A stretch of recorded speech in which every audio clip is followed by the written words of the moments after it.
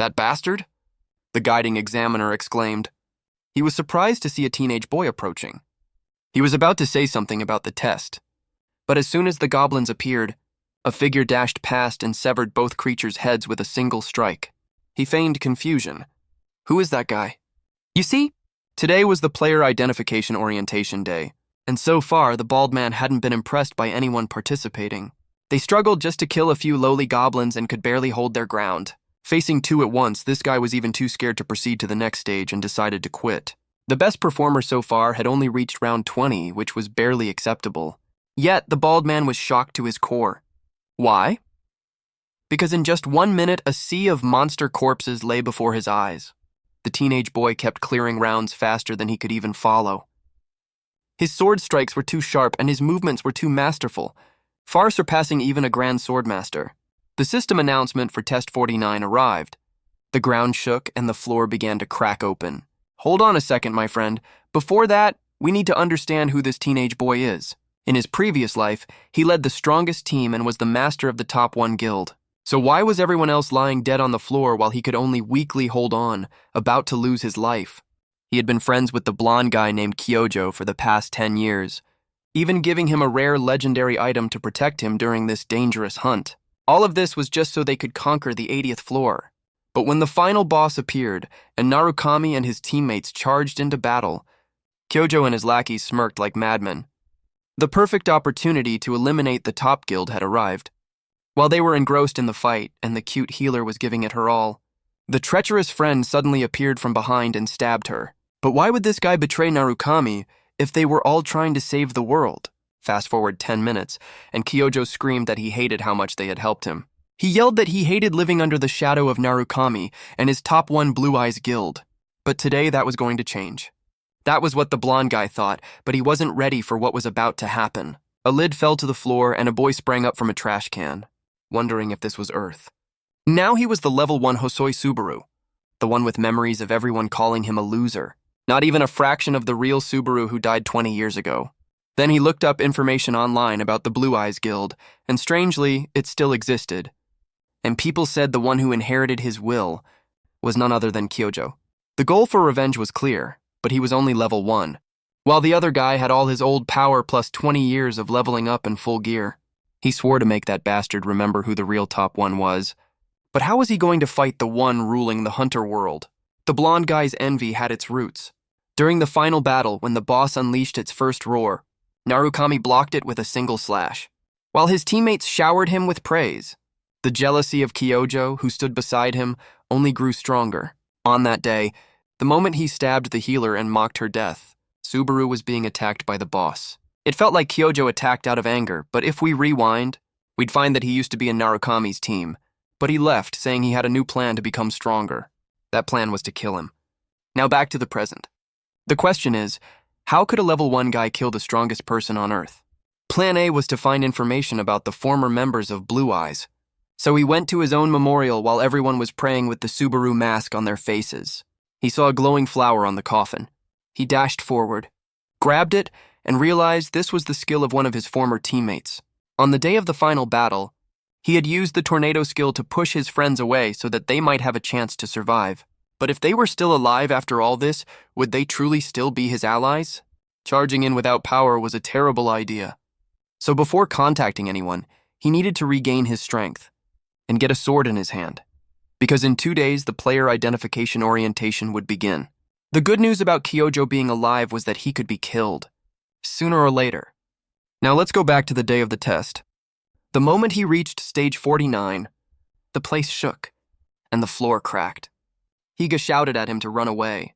Did he think he was Narukami Subaru or something to do that? The Goblin King appeared, furious at the sight of the sea of green corpses of its kind. The bald guy told him to give up, while the boss charged forward. Hosoi dropped his sword, grabbed some iron spikes from a mace on the floor, and threw them straight into the boss's eyes. The creature stumbled backward, and just as it slammed down, Hosoi dodged the attack. This precision came from practicing with that goth girl. If she were my sparring partner, I'd be just as precise. A slash to the neck and multiple slashes to the body. The Invincible King was exhausted, and just like that, it fell face first to the ground. Hosoi casually picked up his sword and finished it off. He was the first to defeat the Goblin King and clear stage 50. However, Subaru was very concerned about having a monster like that in the tutorial. Anyway, the teenage boy started leveling up madly and also gained access to the beginner's shop. He had 2,500 credits, but this was his first time seeing this shop. There were a few items he could buy with his current funds, and some of them were actually quite good. For example, the Nameless Demon Sword cost 1,000 points. Subaru wanted to buy it, but its special skill drained the user's vitality. Another sword was the Miranda Sword, priced at 1,400 points. Since it helped reduce fatigue, it was a better choice than just focusing on destructive power. However, Subaru knew that neither option was ideal if he didn't calculate more carefully. Anyway, he was surprised that while he was hesitating between the two, he saw there were many other things. He could also buy the Extreme Greed skill for 1,400 points, as it removed the negative effects of items and skills. Seeing that, he bought it immediately without a second thought. And along with Extreme Greed, he bought the Demon Sword as well, because now he wouldn't lose health anymore. Subaru was quite satisfied with his choices. The bald guy understood the logic of buying the items, but remarked that he still didn't understand one thing. He asked why Subaru bought Extreme Greed, since it might be useless in the future. Then Subaru asked back, "Do I really need to share every thought I have?" And naturally, Higa felt a bit disrespected. Regardless, the bald guy decided to let it go this time and admitted he knew nothing. And finally, Subaru just thought he hadn't expected that kid to become a guide. Back in the day, Higa used to be a fan, and he came to ask for an autograph. Subaru bluntly said he was busy. So the kid begged, crying, and said his name was Higa. It seemed time hadn't been kind to make him bald so early. Anyway, Subaru said he didn't want to answer anything and asked to keep the results a secret. Not listening at all, Higa said he would teach the boy to become a good citizen and asked if Subaru wanted to join the Night Order. But he replied no. Higa panicked and tried to say how lucky he was to have a guide leading him. However, the main character just went upstairs, leaving the sad bald guy alone. A few seconds later, on the second floor known as the City of Beginnings, it looked like a market was taking place. People were selling goods. But Subaru was feeling anxious. He had gotten an impossible opportunity. A second chance to change everything. This was because his teammates were waiting. In the City of Beginnings, there was a private training room, where one could test out skills or equipment and visit for free at any time. The receptionist pointed to training room number 1, but the main character requested to enter room number 5. The old man tried to stop the rookie from wasting his money, but Subaru insisted on going in. So he shouted anxiously, "If anything happens, you take responsibility yourself," and he paid 50 credits. In this place, the higher the floor, the greater the difficulty. So it was obvious to provide an easier place for beginners. However, our main character wasn't exactly a beginner. He was thoroughly prepared for floor 5. After entering, Subaru grabbed his new sword, and it recognized the boy as its master. All his stats temporarily increased, but the issue of draining vitality and stamina also arose. However, the greed skill activated, temporarily restoring some of it. It seemed that at level 1 it wasn't enough to completely cancel out all side effects. Then, the Nameless Demon Sword started to drain more and return other stats. At a certain point, the main character reached his limit. Without a second thought, he used 1,000 credits to upgrade the skill to level 2. Now that it was an E-rank skill, it could better withstand the sword's drawbacks, although it still drained vitality. Once again, the main character's stats increased. After that, he ran off to take his first test, throwing himself into the traps in the room. A few minutes later, the receptionist, who was dozing off when Subaru walked past the counter, woke up with a start. He wondered if he was dreaming, because it seemed the young man from earlier had just brushed right past him.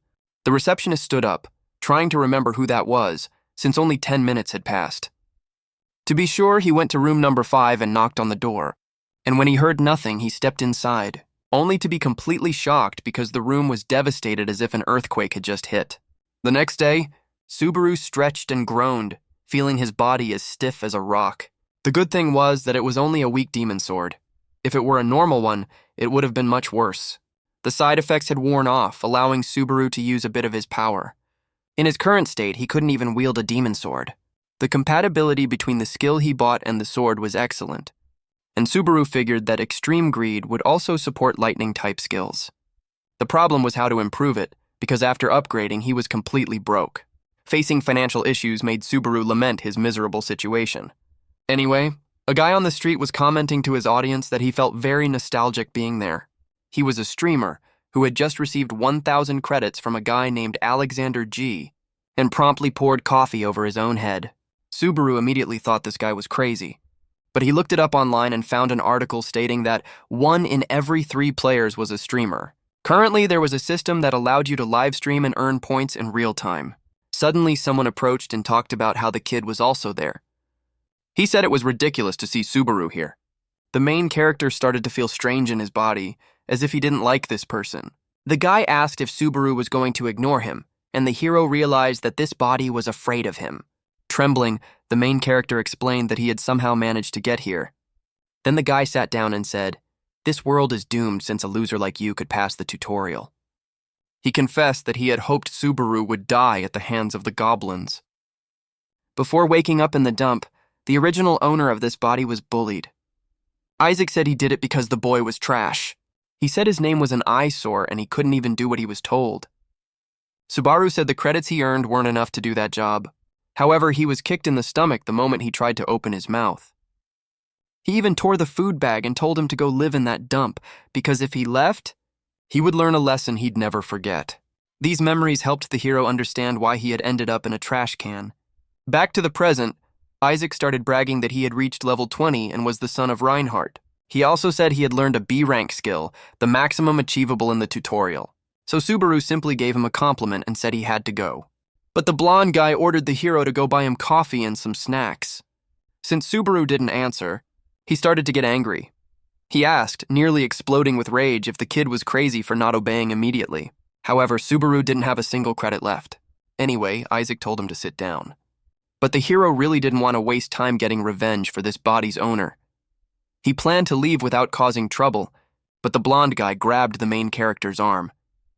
Isaac angrily asked if Subaru wanted to know the consequences of being disrespectful to him, but the main character retorted, telling him to let go if he wanted to live. The blonde guy said, almost bursting with hatred, that Subaru shouldn't be so arrogant. Subaru just thought he couldn't cause a scene in front of so many people. But suddenly the blonde guy started laughing maniacally. He asked if the main character was scared because he knew he was just a weakling. He also said the kid was probably just lucky to have survived the tutorial. But since he was in a good mood, he warned that anytime he wanted, he could make him disappear without anyone knowing. Then he walked away, telling his friend to take care. This annoyed Subaru because Isaac still called him a friend. It was said that there were 2 ways for players to become stronger. The first way was to complete challenges. Overcoming the tower's challenges and receiving rewards while continuously leveling up would help a player grow stronger. Players had to pay credits, but at least they wouldn't die. They'd only lose money and progress. The second way was to hunt monsters outside the safe zones or clear special dungeons. This method was much faster than doing challenges, but it was also reality. So if you died there, you died in real life. At this moment, Subaru was in an orc dungeon, quite a dangerous place for players. But he figured it was better to take risks than to progress slowly, because danger also meant greater rewards. On his player device, Subaru checked some news. Some guy named Narukami Subaru had 80,000 live viewers watching his attempt to clear the 4th floor. According to the comments, this was his 8th attempt. But seeing someone with his exact name and wearing his mask annoyed Subaru. Unexpectedly, someone sent him 20,000 credits, so the boy spoke up to thank them. It turned out you could also send quests to streamers. 3 other viewers sent more quests like, "Prove you can do it, not like that fraud." The main character began to tremble with jealousy. Because while he was risking his life here, that imposter was making easy money. Subaru was truly irritated and continued watching the stream for a few seconds, but he quickly stood up to continue what he had to do. He carefully hid his sword inside an orc corpse and readied his stance as a horde of orcs started rushing in. Among them was the orc general, the strongest one and the boss. Even without poison spikes like last time, Subaru declared he had something better. The demon sword absorbed the main character's blood and enhanced his stats. Then he jumped past the underlings, saying he had no time for them, and darted like lightning toward the boss. In a split second, the main character was right above its head, and the next second, he cleanly slashed the monster. With that, he cleared the dungeon, and he wasn't stupid. Afterward, he grabbed an old mask, thinking that copying the others would be a good way to make money, so he put the mask on, figuring he just needed to do what he already knew. After all, among the streamers impersonating the hero, he was the real Subaru. At the Southern Entertainment Company, Narukami started his livestream and a girl was watching. However, at one point, she shouted in anger, startling her colleague who almost fell off his chair. She was furious because 5 people couldn't even clear a dungeon. Her friend asked what was wrong since the first ones were supposed to earn 1,000 credits. Then he explained that some guy named Subakichi had ruined everything. And he might be a fan of Subaru because while the real one was missing, others were borrowing his name. To her, even though she made a living off this, the streams were dead because everyone was copying Subaru. She also thought that these incompetent people risking their lives without knowing the basics was an insult. Her friend asked why she gave up climbing the tower to work here. After a moment of thought, she replied that it was boring. Actually, her friend shouldn't talk much either since he had given up as well. He knew she started climbing the tower to meet Narukami and then lost motivation. Anyway, the girl yelled that an outstanding kid had appeared. However, because he was also wearing a mask, both of them almost fainted. The guy asked why his colleague was watching such a terrible stream from the second floor. However, she admitted that whenever she saw someone wearing that mask, she got curious. And she also demanded 1,000 credits from the guy for losing a bet. At the entrance of the second floor, the main character thought this place was nothing special. However, knowing he had an audience watching made him feel a bit of pressure. A girl with the account name Lover Money asked if this was his first time. And Subaru replied yes. Lover Money advised that it would be best if he didn't stream and just focused on his first time. But a bat monster had already appeared there. Even though it charged with full force, Subaru grabbed its head and smashed it hard into the ground like a bag of flour. Then, the main character asked if Lover was still worried. The goal of this floor was to clear the dungeon and survive to get out. Another person tuned into the stream, but the girl still insisted that the main character shouldn't be greedy. Therefore, he thanked her but assured her there wouldn't be any problem, because he also liked becoming stronger without relying on others. Obviously, everyone thought he was crazy, but at least his name helped attract viewers. In the first battle, a ground creature charged straight for the hero's legs. However, he drew his sword and struck the monster down, saying that for now he would speed things up a bit. He defeated the Mudman and earned 2 achievement points. After that Mudman, several giant bats flew toward him, but the main character slashed them all down with just a few strokes of his sword. None of the viewers could see what had just happened. Defeating the bats yielded 2 points and the Mudman gave 4 points. That was why the hero said that if you paid attention to the sounds, you could tell how many were coming and where they were coming from. And while the audience was completely amazed, Subaru said he would explain more. It still wasn't enough. He wanted to earn as many achievement points as possible. People were debating whether his staying silent was right or if he was about to face a huge disaster. And it seemed to be the latter as the main character had arrived at a place that looked like a bat nest. Seeing Subaru there, the chat became very anxious. But someone posted a quest rewarding 100 points if the main character wiped them all out. Everyone thought the guy was joking, but Subaru thanked him for the 100 credits. Back at the broadcasting company, the guy shouted, asking what his colleague was so engrossed in. However, he apologized. But she still didn't care because her eyes were glued to the hero's screen. The guy asked what she was so interested in. Then, she warned that there was something very different. He started saying he would pay his debt, but the girl said it wasn't about that. The truth was she had been solely focused on the main character all this time. The guy really couldn't understand, but it made sense since he was single-handedly wiping out the monsters. So the habit of paying attention to people wearing those masks had paid off. In the past, Subaru was praised because even when counterattacked, his breathing and focus remained completely unchanged. In the eyes of others, his technique was always effortless, as if he knew beforehand what the enemy would do. Then, the main character thought for a moment before answering that he didn't know what he was doing and had to explain that an ordinary person couldn't imitate him. At first, Sagan found it strange too, and then Subaru realized the key was making eye contact to make decisions. The one-eyed bats always attacked by diving headfirst. Therefore, the more of them there were, the more openings they revealed, and Subaru took advantage of this, using one to slash them all at once. To the viewers, those explanations were like saying, if you move your legs, you can walk.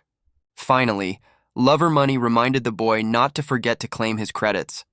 But he fumbled with the player kit for a long time and stayed silent until he admitted he didn't know how to claim them. The audience couldn't believe he was such a newbie, but Lover helped the main character. So the young man didn't waste any more time and headed straight for the next target. At the Southern Company, the girl shrieked with joy. She said this was bad, but her face showed she was extremely thrilled. When the guy complained, she asked if he had ever seen anything like this. He remarked that the second floor wasn't exactly easy, but the girl disagreed that it diminished the hero's awesomeness. She became so mesmerized that she started to believe this was destiny, and unintentionally guessed right that the boy was the reincarnation of Narukami Subaru, just like in a manhwa. When bringing up the topic of Subaru, the girl only went crazy talking about him. But her friend named Sagan interrupted before she started thinking about looking for the main character. That was exactly what she wanted to do, but Sagan thought like an investor. He said if they brought this up to the boss, they'd get scolded. So the two started arguing. But Lover gave up for the time being, as she went back to watching the hero's live stream. Finally, the main character reached the most important area of the dungeon. It was the final place needed to clear it. Then he leaned against the gate, and it opened on its own, revealing a monster sleeping inside. That monster was a warrior wolf named Greg, the boss of this floor. The goal of the quest was to earn the warrior wolf's respect through a test. The system never said this was a monster meant for hunting. It was a guardian, but someone had posted a bounty of 3,000 credits if he could defeat the wolf. In the main character's reality, that amount of money was quite large, so he started to get nervous. Finally, the monster began to stir little by little until it stood up from the ground and started talking to our hero. And the first thing the wolf asked was if the main character was really there alone. Then, the hero told it to check if it wanted to. Greg admitted that he found the boy quite interesting and that he smelled like a very skilled warrior. Wolves of the warrior tribe could distinguish scents, and that scent revealed a person's true nature. Basically, in just a second, the wolf allowed Subaru to proceed, but the hero apologized and informed it that his target was Greg. This left the wolf quite confused. Subaru explained that he had a quest to kill it, and thanks to sniffing his scent, Greg understood the situation. Back in the lobby, two employees walked over to talk to the boss.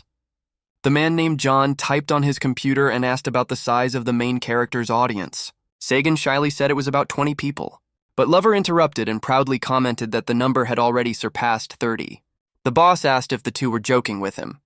The girl's real name was Hatsuka, and she was being scolded for not bringing in anyone with potential, because the boss believed it would be better for her to become a streamer since she was quite skilled. But the girl ignored him and announced that Subaru now had 40 live viewers. Back in the dungeon, the wolf prepared to defend itself, and the main character tried not to think but just act. He drew his demon sword and focused on staying calm. Even though this was his first time, the monster lunged to attack the hero at an incredibly fast speed, and he defended at the very last second. Greg bared his sharp claws and tried to slash the boy. He started getting pushed back, then realized the enemy was quite strong. Just as he thought, defeating it with brute strength was impossible. But he had another idea and began focusing on dodging. Greg praised the main character even while saying he had no chance of winning. But the hero struck the monster's claws at the perfect moment to execute a flawless defense. Unfortunately, he was cornered against the wall, so the monster said it had had a bit of fun in this battle and told the boy to say his last words. As Greg attacked, Subaru put all his strength into sliding under the warrior wolf's belly. Thanks to recognizing the wolf's attack pattern, he caused the monster to crash into the wall and get stuck, allowing him to attack. Subaru wasted no time and slashed the wolf multiple times until delivering the finishing blow that ended the battle. In the end, Greg held no grudges and praised Subaru's talent one last time, before collapsing to the ground. All of the main character's skills leveled up, and he earned 500 achievement points. The chat exploded, and he also received the 3,000 credit reward from the quest. Now, with 350 credits and 618 achievement points, the door to the next level opened up. But as he walked in, a series of element selection notifications appeared before him with about 16 options, and this number was based on the player's talent. If the main character didn't pick the lightning element here, he'd have to change his name. So he selected it and was teleported to the next level. Back at the lobby, the tables had turned, and everyone was just as excited as the girl. Hatsuka said there were now 60 live viewers, and this was not normal at all. Then, the boss agreed that it was impressive since he had also defeated the wolf. However, Subaru was still a rookie, and investing in him was quite risky. But in this case, Hatsuka demanded a bet with John. She said if Subaru failed to conquer the lightning, she and her friend would work without pay for 5 years. Then, Sagan immediately shouted that he didn't agree to this, but John thought he had nothing to lose. So far, only Subaru had obtained the lightning, but Hatsuka was very confident. Thus, John agreed to hire the hero if he succeeded, while the girl covered her friend's mouth. After choosing the element, the main character went to the starting point of the lightning path. But as soon as he arrived, someone pushed him away and yelled, "Look out!" That person barely managed to save the boy and himself because a dangerous giant wielding a mace was there. Then, the sweating young man shouted, asking what the main character was doing and if he wanted to die. After that, a system notification popped up requiring him to defeat the giant fragment. No one understood why a monster like that would appear in this place. This was a type of giant that was only supposed to appear in the second half of the challenge, so the hero figured that killing Greg had changed something. The giant smashed its weapon into the ground, but the main character managed to dodge it. The young man from earlier kept rambling about how they almost died, but the main character focused only on finishing this quickly before they could interfere. The giant exposed an opening when raising its weapon, allowing the hero to dodge, and as the monster slammed the ground, he used its arm as a springboard to jump high enough to reach its head and target its neck. Then, he plunged his sword deep into its neck and ended the battle without breaking a sweat, even telling the giant to shut up. But he didn't even need to say that, because after being defeated, it would be silenced forever. When the giant was defeated, the system announced that the fourth stage was cleared, the main character's level increased along with other stats, and he received an item called the Giant's Heart. The boy who had tried to help the hero looked bewildered, just like the people watching the broadcast. The young man started speaking more politely after witnessing that scene. Then, he also asked who Subaru was, to which he replied that he was someone who came to slay the giant. A while later in the city, the main character spent some time checking what everyone was talking about on the player kit. Everyone wanted to see the item he had just won, which was likely a rare drop. Then, out of his own curiosity, he told everyone they'd take a look together. He took the giant's heart out of his subspace. It was a rare ring that increased vitality and regeneration. He also received a set of armor called Thunderstrike, possessing the power of lightning. A viewer named Love Naru donated 5,000 credits for Subaru to acquire the lightning power. So he thanked them, and many others also poured a lot of credits into this quest, making the main character even more determined to succeed. With so many people this excited, Subaru started to realize that perhaps he used to be quite special in the past. Finally, suddenly, someone knocked on his door. The young man from earlier walked in alongside a blonde knight in armor. He apologized for the delay and announced that he had brought the captain of the knight village, Sir Pellis. The two greeted each other and started talking about the giant's attacks. The young man explained that the knights had to stay alert 24 hours a day, and so did the villagers. That was why he had given Subaru such a poor reception. This was a truly difficult time, as the main character had protected everyone while he was away. Pellis thanked him, but the hero said he only did what he had to do. Now, Pellis was the face of the village. He was a brave knight who dared to confront the giant race. Changing the subject, the knight revealed that they had found the giant chieftain and wanted to risk their lives to end this once and for all. Then, both of them bowed before the main character, begging him to help save the village. Everyone in the chat commented that they didn't want Pellis to die. But Subaru remembered that, according to the storyline, in the next stage, this knight wouldn't have a very good ending. Then, regardless, he told the young man to raise his head, saying that he understood and would help as much as he could. So the knight thanked him and the fifth stage began. By late afternoon, a group of warriors accompanied the main character to the giant chieftain's location. He then looked at the player kit, which was flooded with comments and the view count was rising. But finally, the knight ordered the group to stop advancing as they saw the corpse of a giant lying ahead. And it was indeed the corpse of the giant chieftain they were looking for. Pellis agreed to go ahead to draw attention while the hero stayed behind. However, the main character stopped him before he could do anything foolish. Suddenly, the ground started to shake, forcing everyone there to brace themselves so they wouldn't fall. Then the hero warned that the thing had awakened. As the monster looked toward the group, a horde of giants emerged from the ground and started chasing them. It was hard to understand why a whole army was suddenly there. The worst scenes began as warriors were caught and eaten by those hideous things. It all happened right in front of the others, who would be the next victims. With a manic smile on their faces, Pellis immediately yelled, ordering everyone to retreat toward the foot of the mountain. As disaster struck, some knights were in shock, while others tried to stay calm. One of them lost his mind after witnessing his brothers being killed. Pelles shouted for everyone to run, stating that it was an order. He told everyone to think of their families and the village, because if they died here, everything would end. Eventually, only Pelles and Falcon remained on the front line. But the main character also stood his ground, not taking a single step back. The blonde knight yelled that he needed to run too and lead the knights another day, but the main character said he was the one who should be saying that. He asked why the blonde guy didn't run and explained that he wouldn't be able to fight at his full potential while he was still there. Then, Pelles tried to argue that he couldn't run away and leave an outsider to fend for himself, but the main character insisted. So the blonde guy left to try and gather reinforcements. And owing him a life, he hoped Subaru would return safely. The giants all stood up, focusing on the main character, but he didn't wait to be attacked and started running. He shouted that he would be the monster's opponent and quickly slashed the leg of one of them. He then slashed another giant that was close by trying to reach him. The monsters started paying more attention to Subaru because in the blink of an eye he had taken down 2 of them. Even if this was just a test, the hero didn't want to be the one left behind.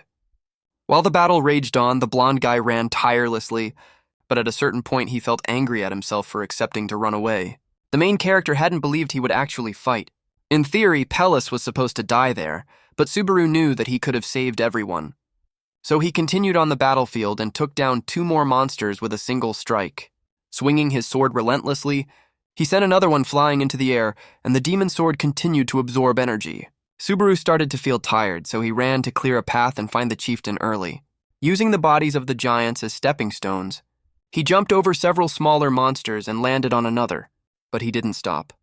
Subaru just kept jumping from the head of one giant to another, and his equipment helped regenerate his stamina.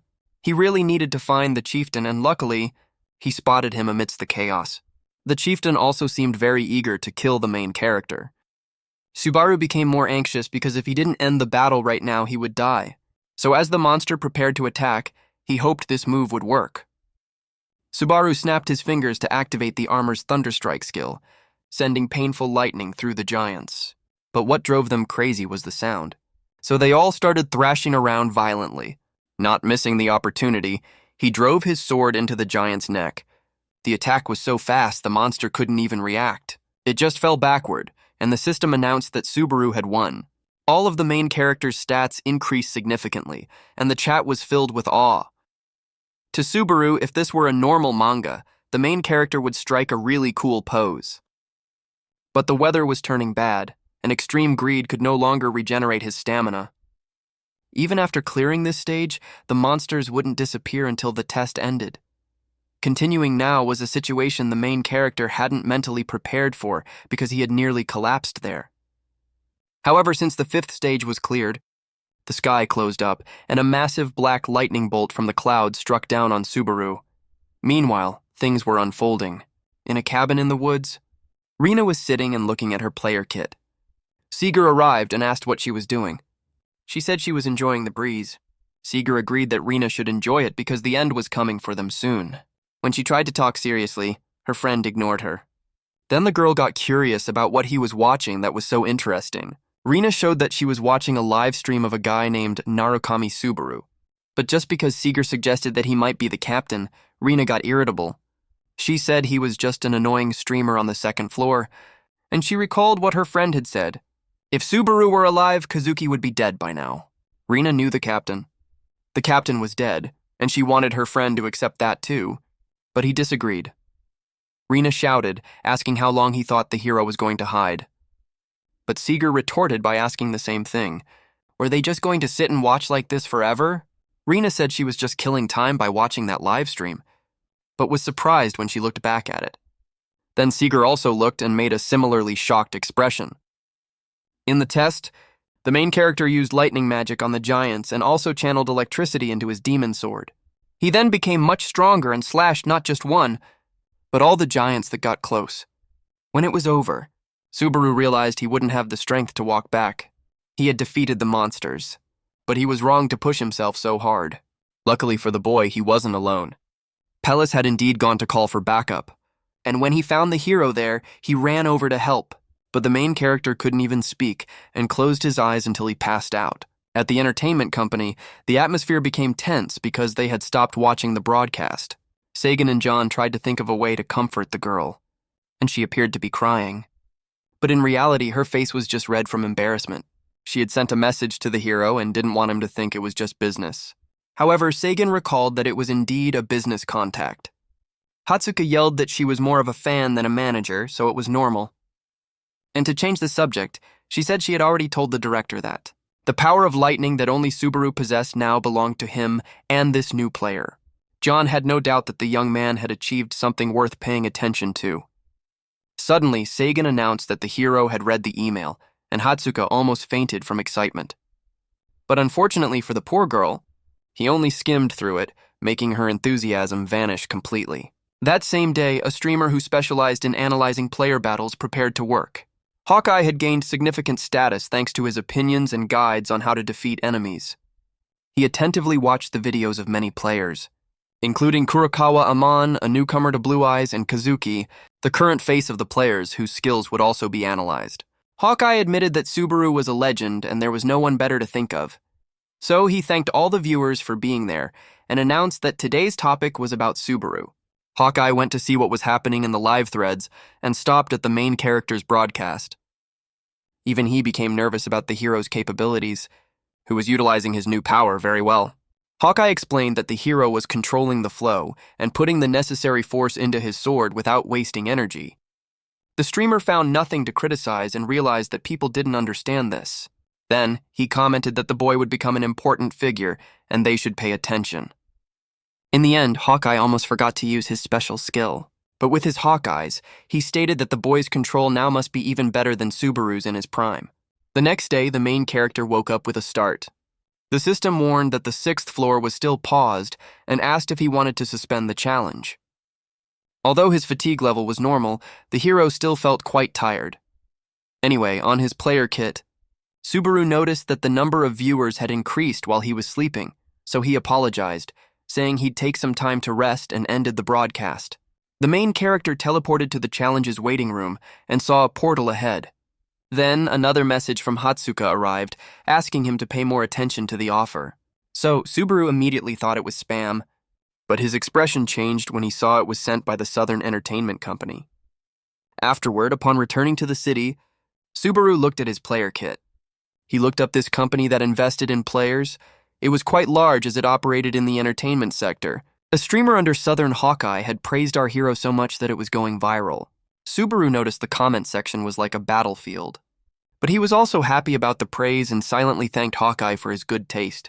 Outside, where the main character was standing, Isaac started approaching. Upon hearing from Hawkeye that the hero had potential, he was furious because that brat was only on the 2nd floor. Isaac had to restrain himself a lot to not lose his temper. But when he walked into a tavern, he became much happier because he found the main character inside. Isaac tried to start a conversation, but Subaru ignored him. So he walked over to the table and knocked the hero's hot coffee onto him. 600. After causing a scene, he apologized and pretended to have just noticed him. Isaac remarked that the 2nd floor was quite a small place, but the hero still ignored him. Therefore, the blonde guy asked again about the coffee and sweets he had originally requested, but he got angry because Subaru was about to leave. He yelled that last time he had warned what would happen if he kept this up. Then he grabbed the main character and told the hero to apologize if he didn't want to die, but the hero brushed Isaac's hand off and said he didn't have time for this nonsense anymore. He squeezed so hard that the blonde guy's hand almost broke. Then Subaru left, saying it was payback for the coffee the guy had spilled. Isaac tried to stop him, but Subaru didn't look back and ruthlessly slammed the door. The blonde guy confessed that he had wanted to climb the tower peacefully, but after being treated like trash like that, he changed his mind, thinking he had been too soft. Outside the cabin, the main character looked at his kit and sent a message to someone who would receive it at the wooden house in the woods, as he had texted Rena to meet up. In a dark cave on the 2nd floor, hordes of monsters had been defeated by the main character. He was preparing to enter the boss room, where the Lizard King was hiding. The main character's extreme greed skill was now at level 3, so he was gradually getting used to it. Suddenly, a spark turned into a giant lizard called a salamander. That was the boss, and he charged at it like crazy. To avoid an accident like last time, Subaru wanted to test his lightning to see how far he could go. First, he channeled his lightning power into his legs and jumped high to slash the salamander. Subaru acted like he would with his old body, but the monster unleashed a stream of fire to kill the boy before he could launch himself into the air. He then transferred the lightning power into his demon sword and sliced through the flames, but fatigue set in. Finally, while on top of the monster, the main character used all his strength to cleave it in two, clearing the dungeon with one foot stepping on its back. At the dungeon exit, the hero noticed his fatigue was decreasing much slower, and he still had plenty of points to spend. The problem was that upgrading Extreme Greed now required 40,000 credits. Subaru just wished someone would show up and offer him a good job. But right at that moment, someone appeared from behind the forest and called his name. This person had mocked him for trying to level up there and said that even though they had known each other since childhood, he was still very surprised. Subaru stated that he was very persistent. So Isaac quickly declared that his patience had a limit. And while standing very close to the hero, he remarked that it would be best if this was their last meeting. This made Subaru curious. Back at the main area of the City of Beginnings, the guy with hawk eyes walked into an ordinary wine cellar. Inside, the president of the Southern Company, John, called him over to sit down. The two talked about casual things like work progressing well, and Hawkeye said it was just so-so. However, John said that was normal and his audience wouldn't just leave for no reason. Anyway, the two quickly got straight to the point rather than just drinking tea. The president wanted to know about the evaluation Hawkeye had made regarding the main character.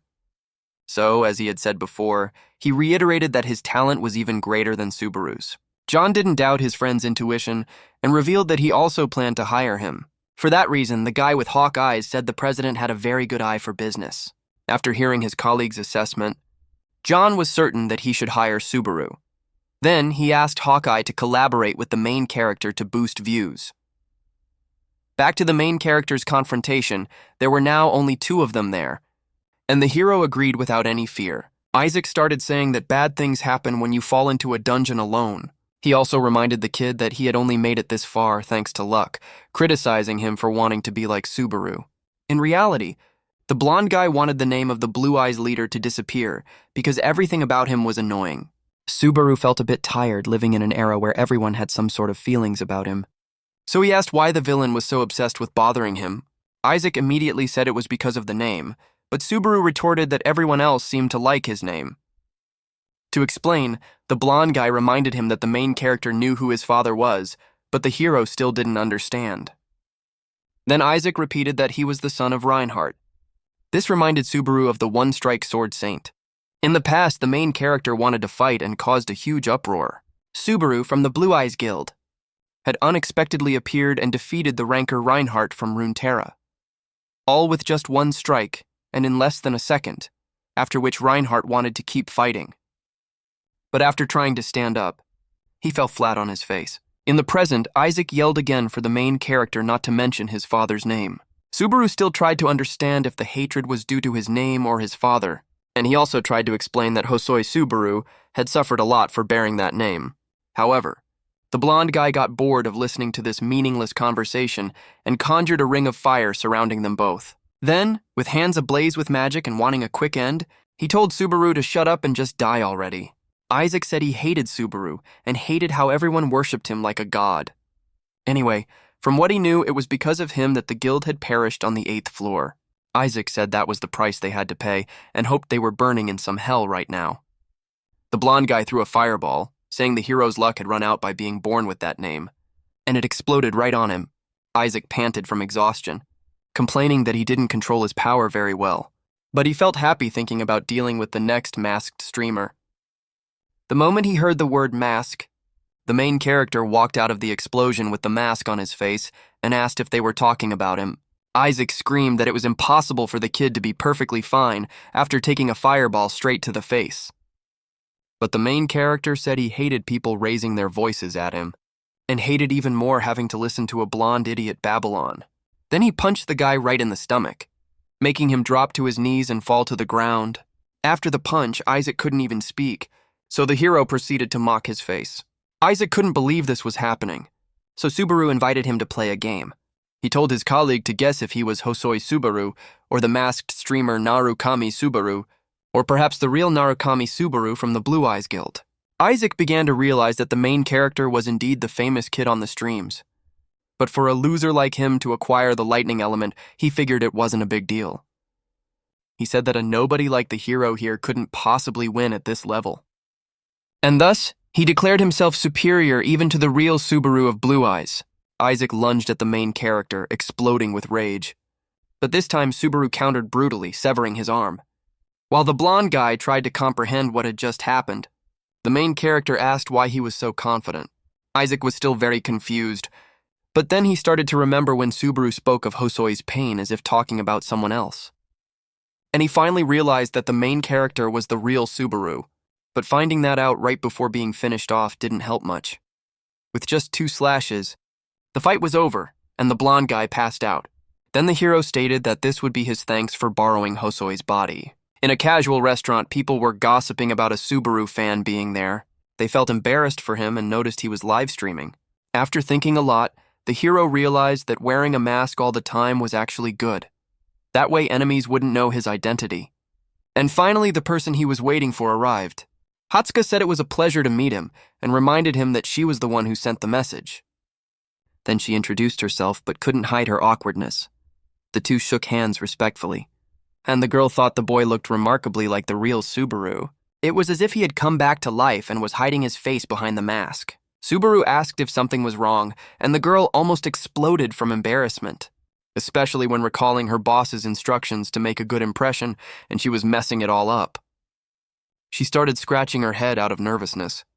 Then the main character started a conversation by asking if she was a fan of Subaru. When Hatsuka said yes, the hero tried to be humble, but she also added that she was a fan of his as well. Hatsuka proudly said that she had actually been watching his live stream since when no one else was, and she had also been very worried when he participated in the Giants Challenge. Regardless, the main character thanked her for the support. Hatsuka began to say that it was destiny, and that was why she sent the message through the company profile. Anyway, the girl managed to compose herself to be more professional and discussed the contract in detail. From advertisements to events, she said the company would do everything possible for the hero's brand, and in return, he just needed to keep live streaming. Subaru asked if every streamer had it this good, but the girl explained that he was a special case. He interrupted Hatsuka, speaking about the conditions to ask if all managers were like her. The girl tried to explain that they were better because she couldn't tell if he liked or hated this. While the girl thought she was in trouble, Subaru was actually noticing that her level was very high. That was why he stayed quiet. Because if a company manager was already this strong, he had to become much stronger. Hatsuka grew increasingly upset, but suddenly the main character said he thought he could trust her. And he reached out his hand to officially sign the contract with the Southern Entertainment Company. The girl thanked him for his trust. She almost burst into tears from emotion. The next day, the main character started a live stream and had 703 viewers. He was thrilled because his view count had skyrocketed overnight. But that was thanks to Hatsuka's efforts. So he called on the audience to enjoy the performance he was about to deliver. The main character began the 6th stage named Legend of the Lightning Path. On a rainy day, inside the hut, the group of knights was preparing a plan to advance further. Pellis asked if the main character had arrived yet, and Falcon replied that he hadn't. Someone else asked if they could trust him. And a colleague said it was hard to believe an outsider had single-handedly defeated the giant chieftain. 2 more people said that the blonde guy couldn't be that naive if he hadn't seen him fight with his own eyes. But Pellis yelled at the 2 to stop spouting nonsense, and right as they were mentioning Subaru, the boy appeared. Pellis immediately went to check if he was okay, and the hero said he was fine. In the eyes of the others, the main character's mask was quite suspicious. The hero realized the others didn't believe he had defeated the giant. He remembered that Hatsuka had agreed to set up a mute button, so he just told the NPCs that they were being way too arrogant. Before doing anything else, an older knight thanked him, introducing himself as Dale. Subaru said it was a pleasure, and the old man said he was guarding the village when they were attacked. The hero immediately asked if there was anyone stronger than that chieftain. The old man said that the true giants who once fought against the gods had been sealed away somewhere and vanished. So the ones that existed now were mere remnants of what was once the elite. However, Dale almost went crazy talking about the giant that appeared after the hero killed the chieftain. A heavy atmosphere filled the room, but the main character thought fighting him was quite simple. Dale didn't have the courage to ask for help and said the hero was only that confident because he hadn't seen it yet. Pellis even shouted at Subaru, talking about the legend which said a fragment of lightning was hidden at the peak of Mount Millennium. And the legend also stated that the one who must find that fragment was the village's benefactor. A few days later, another village was in flames, and people were desperately fleeing from the giants. The leader of the giants there spoke as if he had just seen his son and lifted a knight off the ground. Then, with the knight in the palm of his hand, he casually crushed him to a pulp and declared he would avenge his son with human blood. Subaru was very close to the chaos and saw the monster in the city after coming down the mountain. Subaru was a bit scared because the giant looked like a deranged psychopath. Rewinding a bit, the blonde guy had said it would take 3 days for the giants to arrive and told Subaru to run away if he couldn't find the lightning fragment. So the hero went to Mount Millennium to try and find the lightning power. He wasn't scared at all because he believed he could overcome any challenge. The problem was that this catchphrase was identical to the one he had used in the past. So the chat realized the connection. Some people who supported the main character posted quests rewarding him with credits. Anyway, the young man kept riding his horse until he reached the place where the blonde guy said one of the lightning fragments was hidden. Oh. Our hero stopped when a massive stone wall blocked the path. Then he began searching. Pellis had said the fragment was passed down through legends, but he didn't even know what it was. Unfortunately, the blonde guy also didn't know how to acquire that power, but he was certain that whoever controlled the lightning could defeat the giants. In the human world, Hatsuka shouted with joy to her boss that she had sealed the contract. Then he laughed loudly and said the girl had finally become someone decent. Hatsuka thanked him, but also asked in return, "Was I not good before or something?" Anyway, John announced that he had met Hawkeye and hung up, saying the young man would be in touch. As soon as she was done with work, the girl happily lounged on her bed to watch the hero's live stream. Getting to see him on screen and working directly with him was a dream come true for her.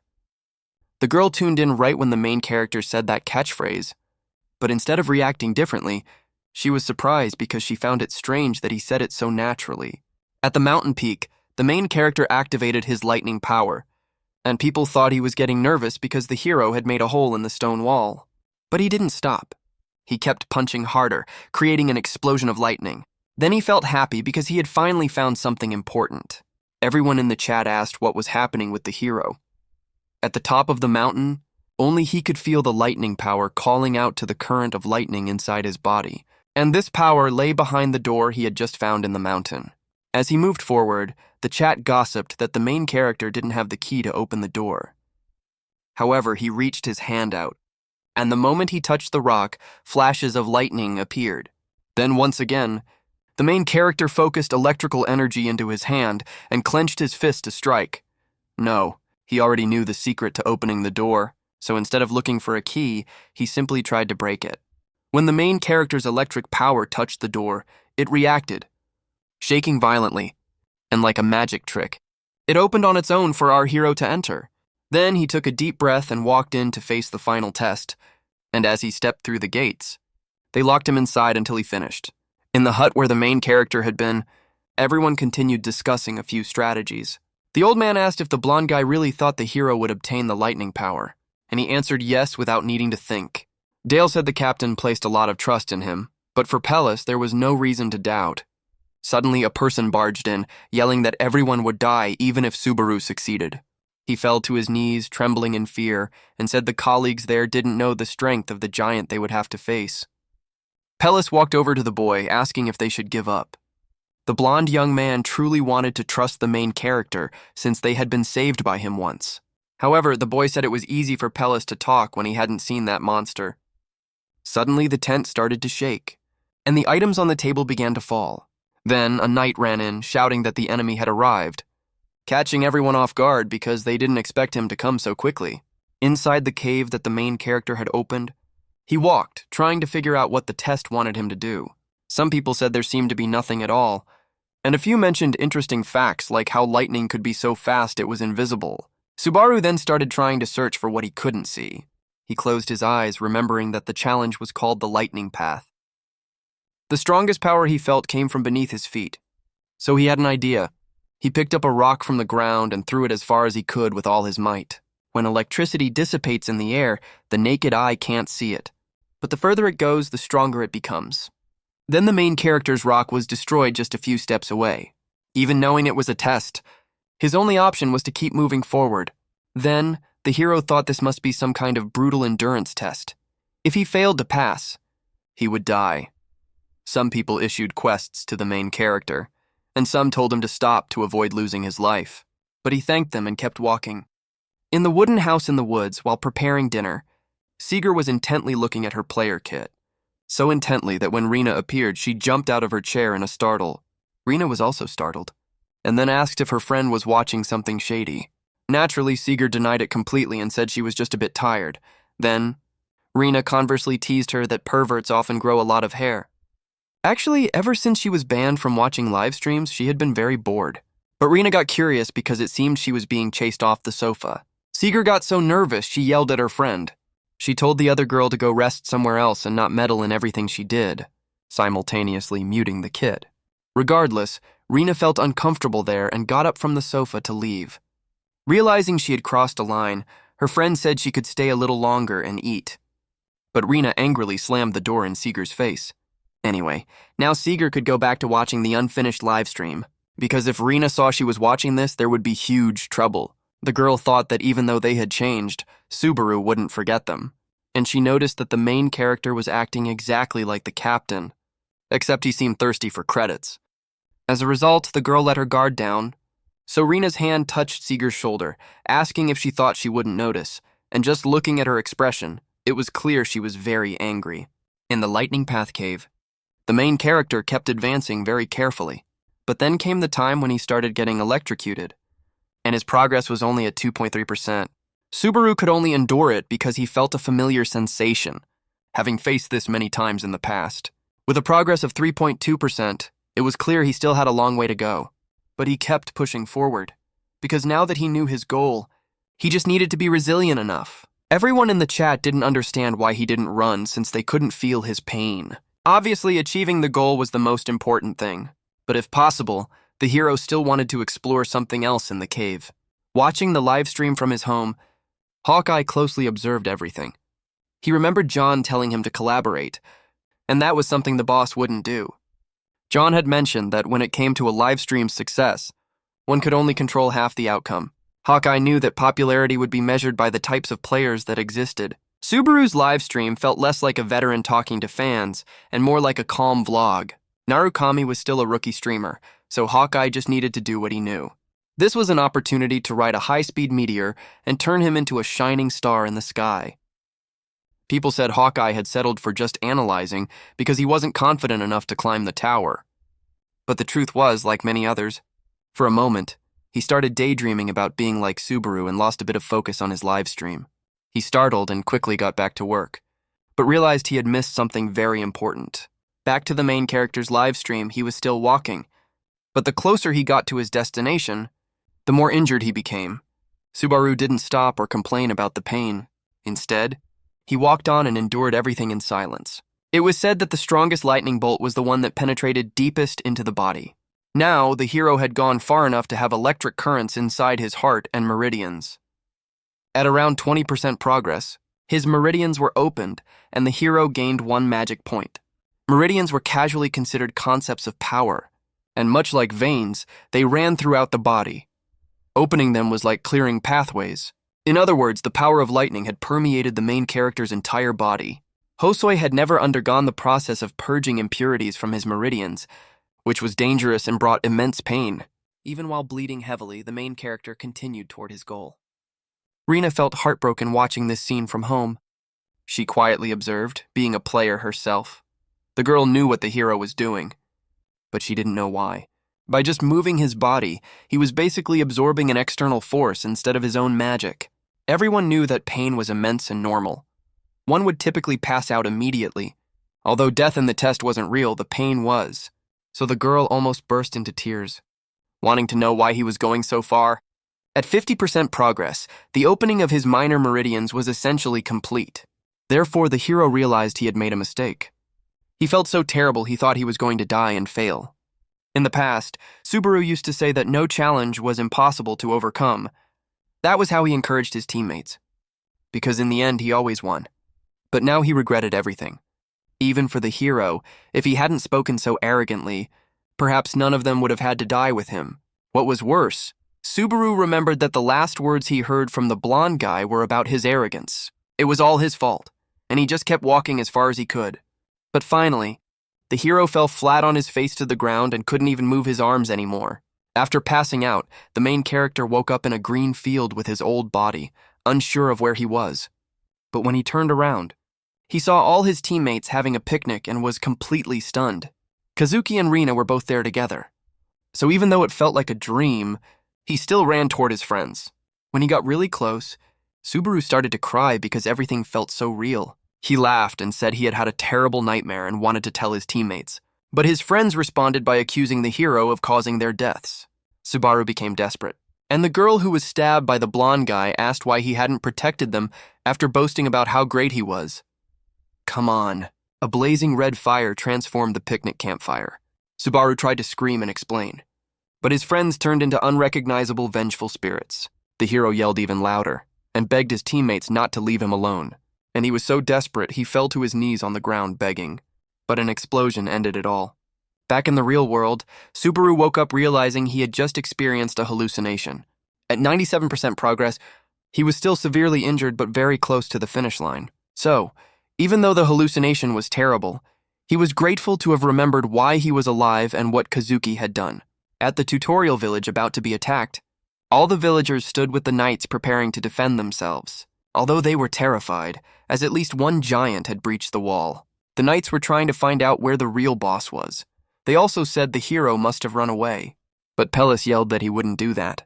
First, they entrust the village's future to a stranger, and then they doubt their leader. That was why the blonde guy asked the complainers if they felt ashamed calling themselves knights.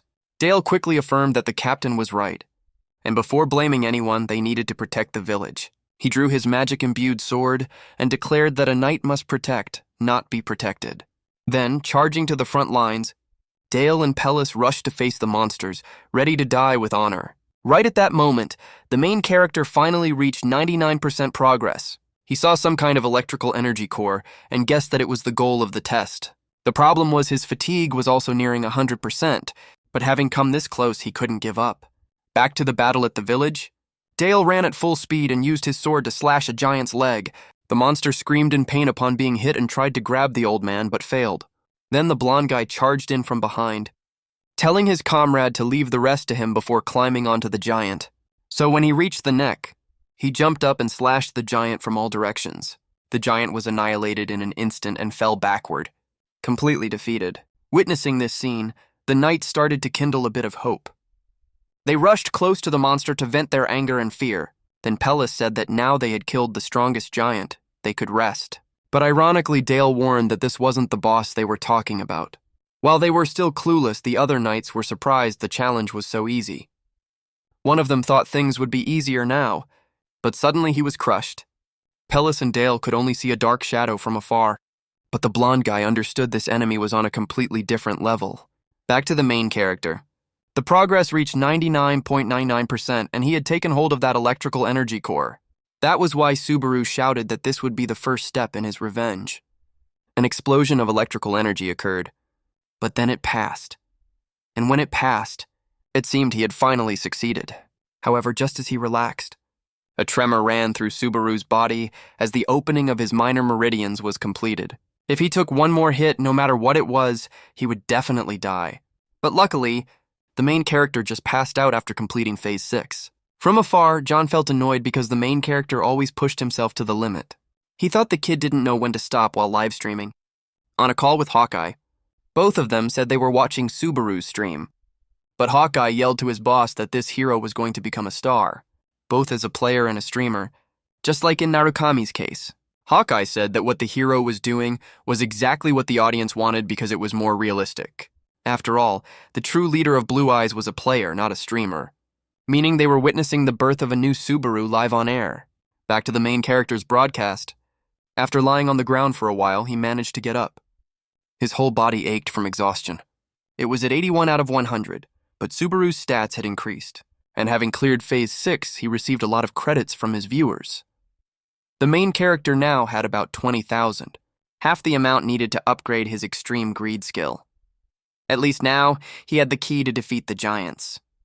An item called the Thunder Lance, a legendary tier item that no one in the chat recognized, although it could only be used once. This was something you'd only find around the 80th floor. Therefore, the main character temporarily stored it away, mentioning that an item of this tier could vary depending on the conditions, and finally started walking out of the cave to wipe them out. Back to the village attack, the knights encountered a monster as big as a building. This was the real giant they needed to defeat, and he was already very close to the walls. The Monster King Groff let out a massive roar. Right then, one knight ran away, and Pellis questioned what he was doing. The young man cried, saying he had warned them they didn't know how big the problem was. At that moment, he dropped to his knees at the monster's feet and begged the giant to spare his life. But unfortunately for the young man, the giant felt insulted that a mere insect dared to make demands. Dale ran over to help his comrade up and leave. He told them both to run. However, he had lingered there too long, and as the blonde guy shouted a warning, Groff crushed them both, killing them instantly. Pellis's motivation began to fade because he saw no way to win or retreat. In truth, everyone there was trapped like birds in a cage. Pellis was initially terrified, but then became more furious. He desperately shouted that he knew who killed the giant's son. And this caught Groff's attention. When the giant asked where the murderer was, the blonde guy trembled but still pointed his sword in a direction, stating that it was where Subaru had gone. Obviously, he had tricked the monster into going the wrong way, but he was no fool and instantly realized the knight was lying. Therefore, Groff asked if the human who killed his son wasn't there, or if Pellis was trying to trick him. He was about to kill the knight for it, but a bolt of lightning struck the mountain, drawing the attention of both the giant and the knight. In fact, it drew everyone's attention because it was so massive that Pellis immediately thought it was the main character. From the mountain peak, our hero began Phase 7 named Lightning, which was also the final phase of the test. Because if anything stronger than this appeared, it would be impossible to defeat it on the second floor. Finally, the hero showed no fear and said there was no need to overthink, because he was going to take down the monster with a single strike. Currently, Groff was stronger than the hero, so he needed to attack first. Right then, the main character activated the Thunder Lance. The power so immense it altered the clouds in the sky. The spear conjured a crimson, stormy sky with black lightning. With just 10% activation power, the main character's fatigue increased, but the item began to materialize in his hand. At 33%, it started forming the image of a black lightning spear. But unfortunately, the extreme greed skill couldn't negate the negative effects. Subaru understood he still didn't have enough power to wield a legendary item, and his fatigue reached 88 at 50% activation. A moment later, the main character noticed the monster had spotted him on the mountain, but making that much noise, getting noticed was obvious. Groff no longer paid attention to the blonde guy upon seeing those lightning bolts. He was certain his son's killer was that guy. Pellis shouted, trying to draw the monster's attention, but it was useless. Even though he now had other things to worry about since the village was swarming with smaller giants, Groff focused only on the light on the mountain and thought his son must have suffered greatly. So he ran like a madman, roaring that he would make the hero taste at least a fraction of that pain. The monster bulldozed trees and everything in its path, while the main character was 88% prepared. He knew this strike would be an all-or-nothing gamble, and he might miss. But for that reason, he didn't take his eyes off the target. In the past, a teammate had given him this tip, telling the hero not to get distracted when throwing a spear. The trick was to throw in a straight line and cast aside all unnecessary thoughts. He also said what mattered was the shape of the spear, especially since the hero was different from other spearmen. After all, he used to be the leader of Blue Eyes. With the skill at 95.2% prepared, Subaru was still nervous, but he recalled the advice for cases where you're not throwing a normal spear. In that scenario, he said instead of throwing it, detonate it. As the monster got very close, the chat grew desperate, urging the main character to throw it immediately. But his strategy was to wait until the very last second, so the monster kept climbing, and at a certain point it lunged toward the hero. It landed right above Subaru. So the hero focused intensely on the monster, and when it was about to reach 100%, he was ready to strike. He only had one single chance, so all he thought about was hitting it no matter what happened. The hero's arm burned from the lightning, but he threw it when the giant was just a few meters away. Thanks to this, he made it impossible for Groff to dodge, striking him right in the forehead and making the monster fall instantly. When the lightning bolt hit the giant, he exploded, and while being incinerated, Groff screamed his son's name until he faded away. Finally, everyone in the chat couldn't believe Subaru had won. Phase 7 was cleared, and all of the main character's stats increased. At the same time, he also received a reward called the Heart of Thunder. Subaru was confused, but the item activated on its own and emitted a bright light. Suddenly, the main character opened his eyes in an unfamiliar place, and before him appeared the silhouette of a giant. He tried to scream, but couldn't utter a word. Furthermore, the main character's body couldn't move. Next to that giant, several other nameless shadows appeared around Subaru, staring at him. They seemed to be trying to show the hero something, but his hand started to glow, and a beam of light pushed that place away. Then, back on the mountain, the system announced that the main quest had begun. It stated that the hero could find clues in the village by using the Heart of Thunder. Subaru still didn't understand if this was real or part of the test. Anyway, he apologized for ignoring the chat for a while and quickly moved on to the important part, which was claiming the credits he had earned. As a result, he had earned a little over 40,000. Right then, the hero pretended to be tired and ended the live stream at a bar in the City of Beginnings. The main character asked if ending the live stream like that was normal, but Hatsuka said it was because she hadn't mentioned it yet, so she informed him that his stream had surpassed 3,000 viewers. Subaru was shocked because he had been too focused on the test to notice. Anyway, the girl said that for a tutorial test, this was unbelievable, and the hero understood that cutting it off at a crucial moment would make the audience curious to see more. Subaru surprised the girl by saying he wanted to check out the rewards along with his subscribers in the next livestream to keep it authentic. So Hatsuka started to think he had caught on to the game. And that was why she warned him she had a gift for him. A gift she thought the main character couldn't refuse because it was quite special. The girl told the hero to search for the streamer named Hawkeye, and he agreed. As soon as he tuned into the guy's stream, he had just started, and the title was speculating whether the main character was a second Subaru or perhaps the original. While he was taking the test, this person had also issued a challenge to the hero. After a while, Hawkeye quickly said that he would need to explain a lot. What he was saying was that the main character was Subaru under a different name, and he was certain of it. The hero was curious if the manager was thinking the same thing. Anyway, the girl asked for permission to ask a question that might be a bit rude. She knew it was a manager's duty to bring this up and knew it was impolite, but she didn't change her mind. Hatsuka asked why the main character was working as a streamer. She wondered because she thought it wasn't for the money, so he thought for a moment, making the girl's heart pound. But he said it was indeed for the money and there was no other reason. Hatsuka felt even more embarrassed. She agreed that money was very important and apologized for the question. So to try and make him forget about it, she started talking about the rewards. Hatsuka provided some information about Hawkeye, like how he was a long-term signed streamer and presented everything they had planned together for Subaru's future. It was decided that Hawkeye would share profits with him because he would be doing reaction videos to his streams. So Subaru happily said he was only hearing good news at this company. The girl felt shy and he said this wasn't a normal bonus. That was why Hatsuka asked if Subaru wanted to work with Hawkeye. On the way home, the first thing the main character thought was that maybe he shouldn't wear the mask all the time, and he didn't need to be so fixated on wanting money. He felt embarrassed, but the more new relationships he built, the less he knew what he should hide. However, right now with these 40,000 credits, he upgraded the Extreme Greed skill to level 4. However, now with only 120 credits left, he would need more money. At least when lying down, he remembered that he would have a collaboration with Hawkeye. Speaking of which, he took out the flower he got from the memorial, thinking that his companion must have already known. In the manager's room at the company, she buried her face in her pillow even though she was alone, because for some reason she felt excited by what Subaru had said. Her mind made up reasons for why he needed money, thinking the boy must have a sick relative or something like that. Therefore, despite her curiosity, she shouted that she wouldn't ask any further. In fact, the moment Subaru said only good things were happening was also very impressive. So she had replied that she liked him too, venting her feelings with a punch to the bed. And the result was she had the impression that Subaru was a wonderful and noble person. Sometime later, on the 7th floor of the tower, inside a castle, someone was training his body. Meanwhile, he was watching Hawkeye's stream, who had said the hero was like the Subaru of the past.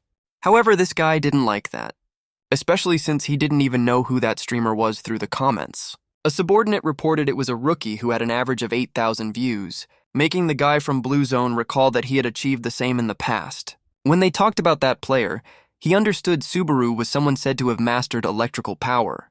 From what he saw in the stream recording, he admitted it was very impressive, as it brought back memories of what Sakura Suhei used to say. And when launching the spear, Amon explained that he had tried to learn everything from the Blue Eyes spearmen. After all, everyone who belonged to that guild were the best of the best.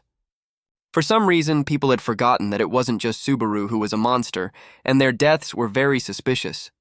Hawkeye went on to say that he didn't need to explain further, so Amon and the subordinate got irritated, thinking the streamer was just baiting views for fame.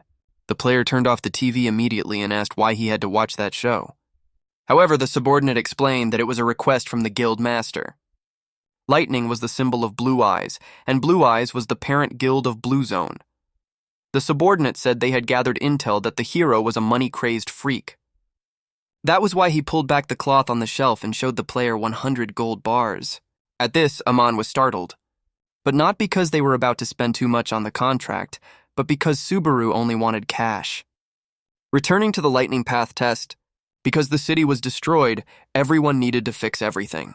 The blonde guy led the knights in treating the wounded and distributing medicine, but his worried face turned into a smile when he saw the main character arrive after the battle. Pellis said they were very worried when he fainted at the village gate. Then, the hero said he still felt a bit tired, and his friend understood that. Changing the subject, the hero offered to talk for a bit, so the blonde guy suggested they talk later. This made Subaru think it was a good idea, while the chat wanted the two to just get married already. Back in his room, the main character started examining his rewards. First was the Heart of Thunder, which increased his lightning resistance and the power of his electrical attacks. But no one in the chat knew whether the main character was happy or sad about it. Subaru was speechless because this item was so perfect for a lightning user, it was truly amazing. Finally, the blonde guy knocked on the door, so he told him to come in. The difference was that the knight walked in with a fruit basket and asked if the main character had rested well, as if he were his girlfriend. Anyway, the two didn't touch the fruit and got straight to talking. Subaru asked if the legends were true. The blonde guy said it seemed so and thanked him. That was why the hero mentioned finding something on the giant's corpse, an item called the Heart of Thunder, which startled the blonde guy out of his wits. Subaru naturally asked if his friend knew anything, but he said no, which after that startled reaction, fooled no one. Even Pellis said that all his knowledge came from legends that were usually lies, but he said he clearly remembered at least 2 legends. The first was that the Bearer of Lightning would appear and defeat the giant, exactly as the main character did when taking down their leader. And the second was from a long time ago, when gods and giants fought over lightning. This was like a myth among myths, telling of a battle that took place where the giants were defeated. So this Heart of Thunder the main character had was probably created by someone. The creator didn't appear in the legends, but there seemed to be a purpose. Pellis said it was so humans could use lightning, and they needed it to be able to fight against gods and giants. That was why the blonde guy believed this was an item to level the playing field. When the story ended, the system announced that the lightning path was completed. The hero earned 17,000 achievement points, leveling up his lightning skill to level 3. His body started glowing, and the blonde guy grew desperate.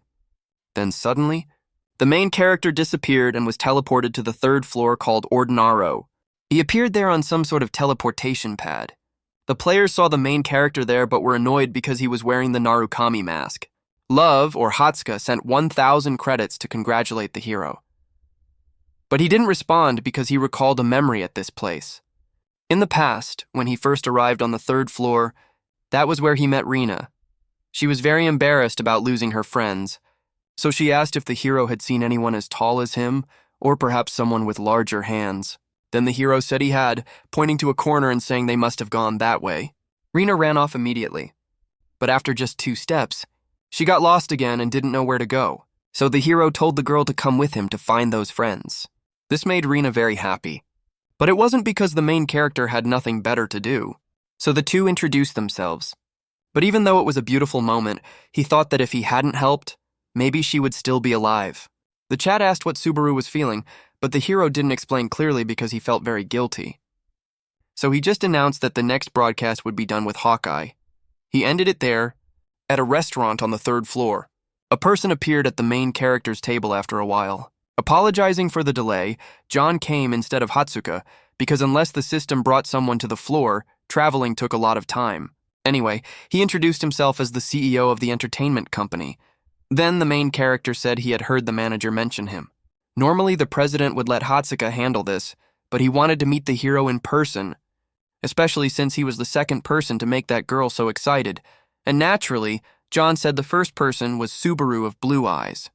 The president said that girl had very high standards to pay attention to someone. Then he moved on to another question. He asked if the main character was interested in the guild named Blue Eyes, which greatly astonished him. From that reaction, the blonde man realized this boy was interested. In fact, this was one of the reasons the president wanted to meet him. And another reason was that in the next 5 days, the rewards for the tournament on the 3rd floor would be announced.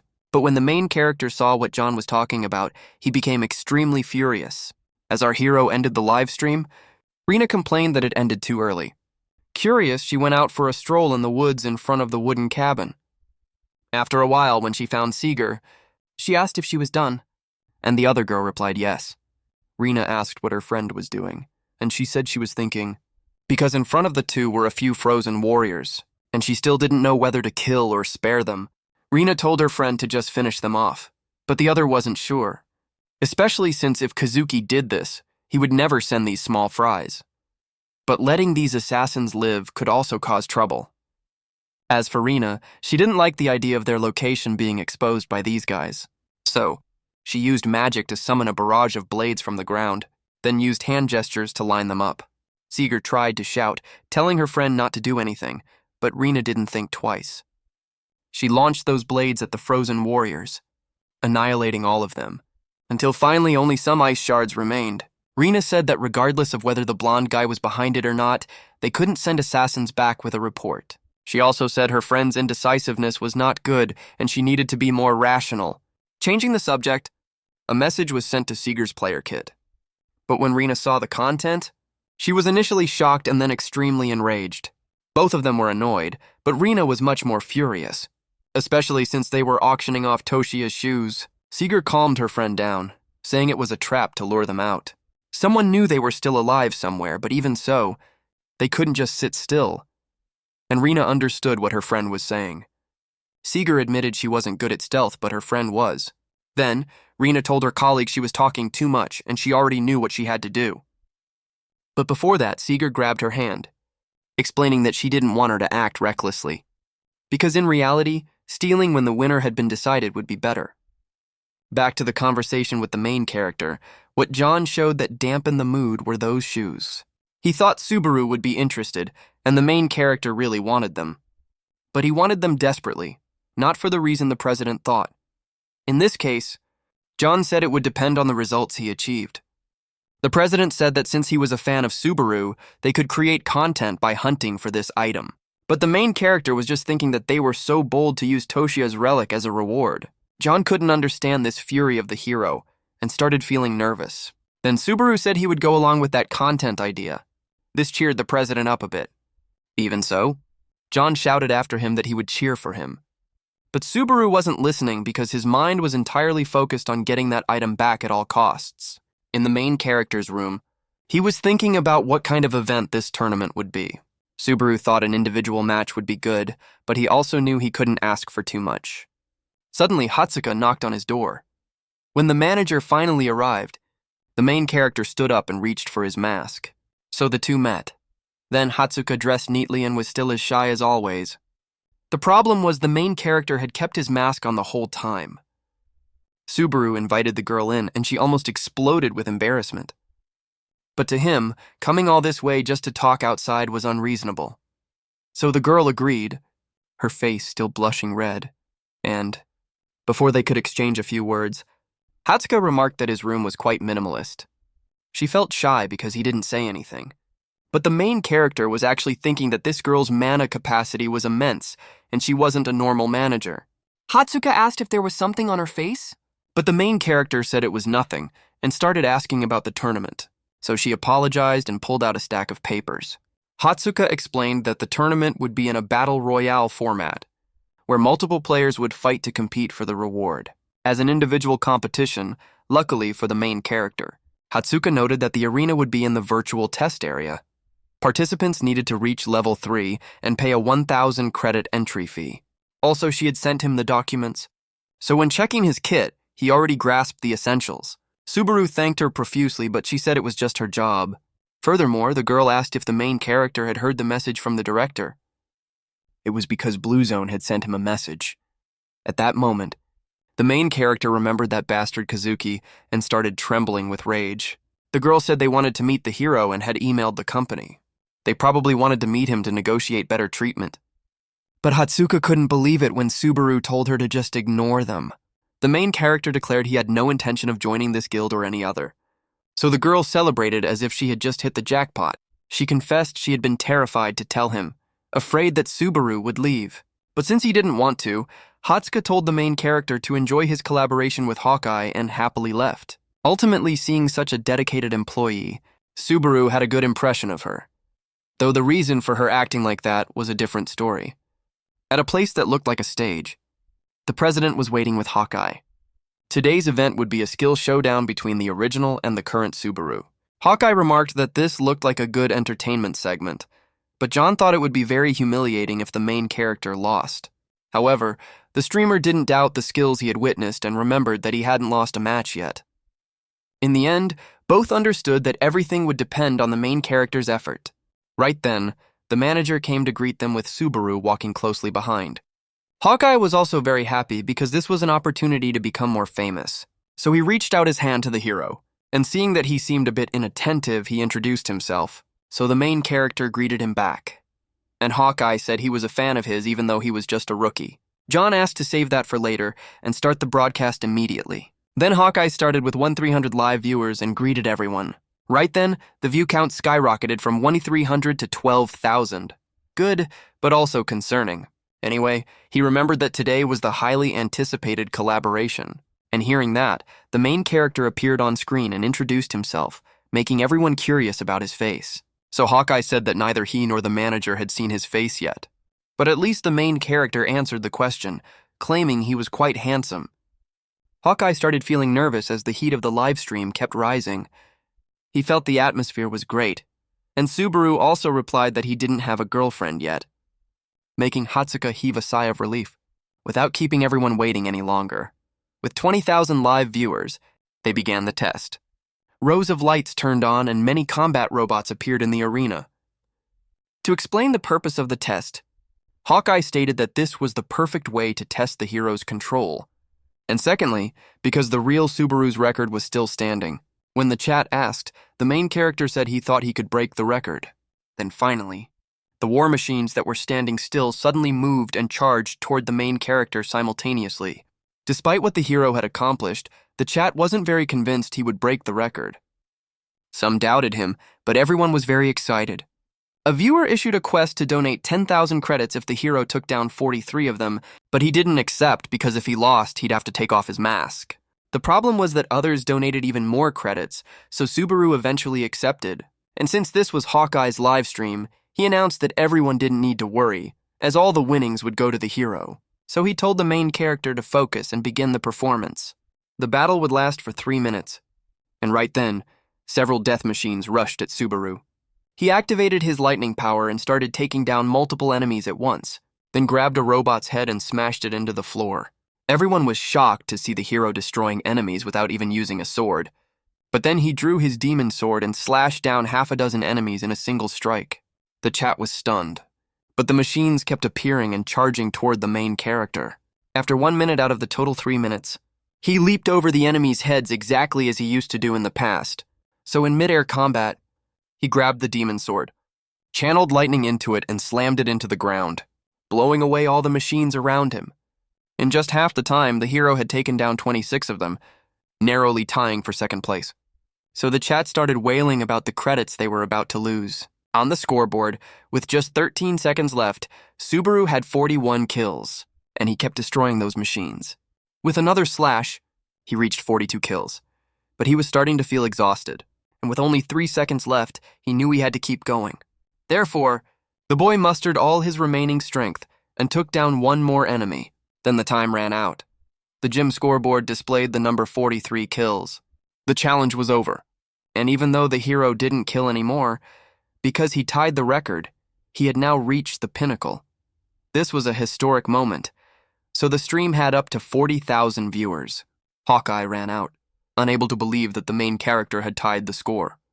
He almost fainted from excitement, and the chat started respecting the hero more. Furthermore, they also respected Hawkeye more because they saw he wasn't a sycophant.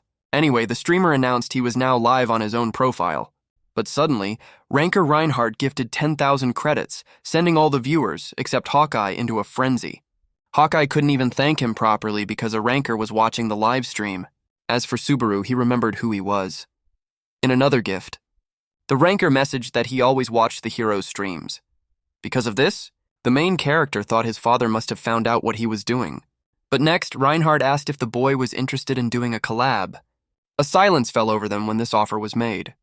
John and Hatsuka signaled for the main character to agree, but he declined instead, stating that he needed to focus on his current goals, giving everyone a near heart attack. Having said that, Subaru changed the subject. He asked his friend to clean up the mess and walked away without another word. John and Hatsuka asked why the main character didn't agree. John explained that collaborating with rankers of this caliber was something that almost never happened. However, the main character said that if it was really that important, he would become a ranker himself, and once again an awkward silence filled the room. Hawkeye quickly said that everything was great and he would send the money to the kid, but he also asked for permission to ask a question. The streamer remarked that Subaru didn't seem to be in top form like previous times, surprising Subaru that he noticed. And since there was no way out, he explained that whether he won or lost, he'd be in trouble. Actually, the goal of the live stream was to grow, but breaking every record wasn't a good thing at all. If he won, he would become famous quickly, but the competition would disappear. And if he lost, everyone would say Subaru was just a braggart. That was why the hero aimed for a result that wouldn't cause any trouble. Keeping himself in a neutral position was what he thought would be best. So Hawkeye asked if the main character could have broken the record. But Subaru decided to leave his friend curious. After all, he couldn't change the outcome anymore, and now it just depended on how everyone perceived it.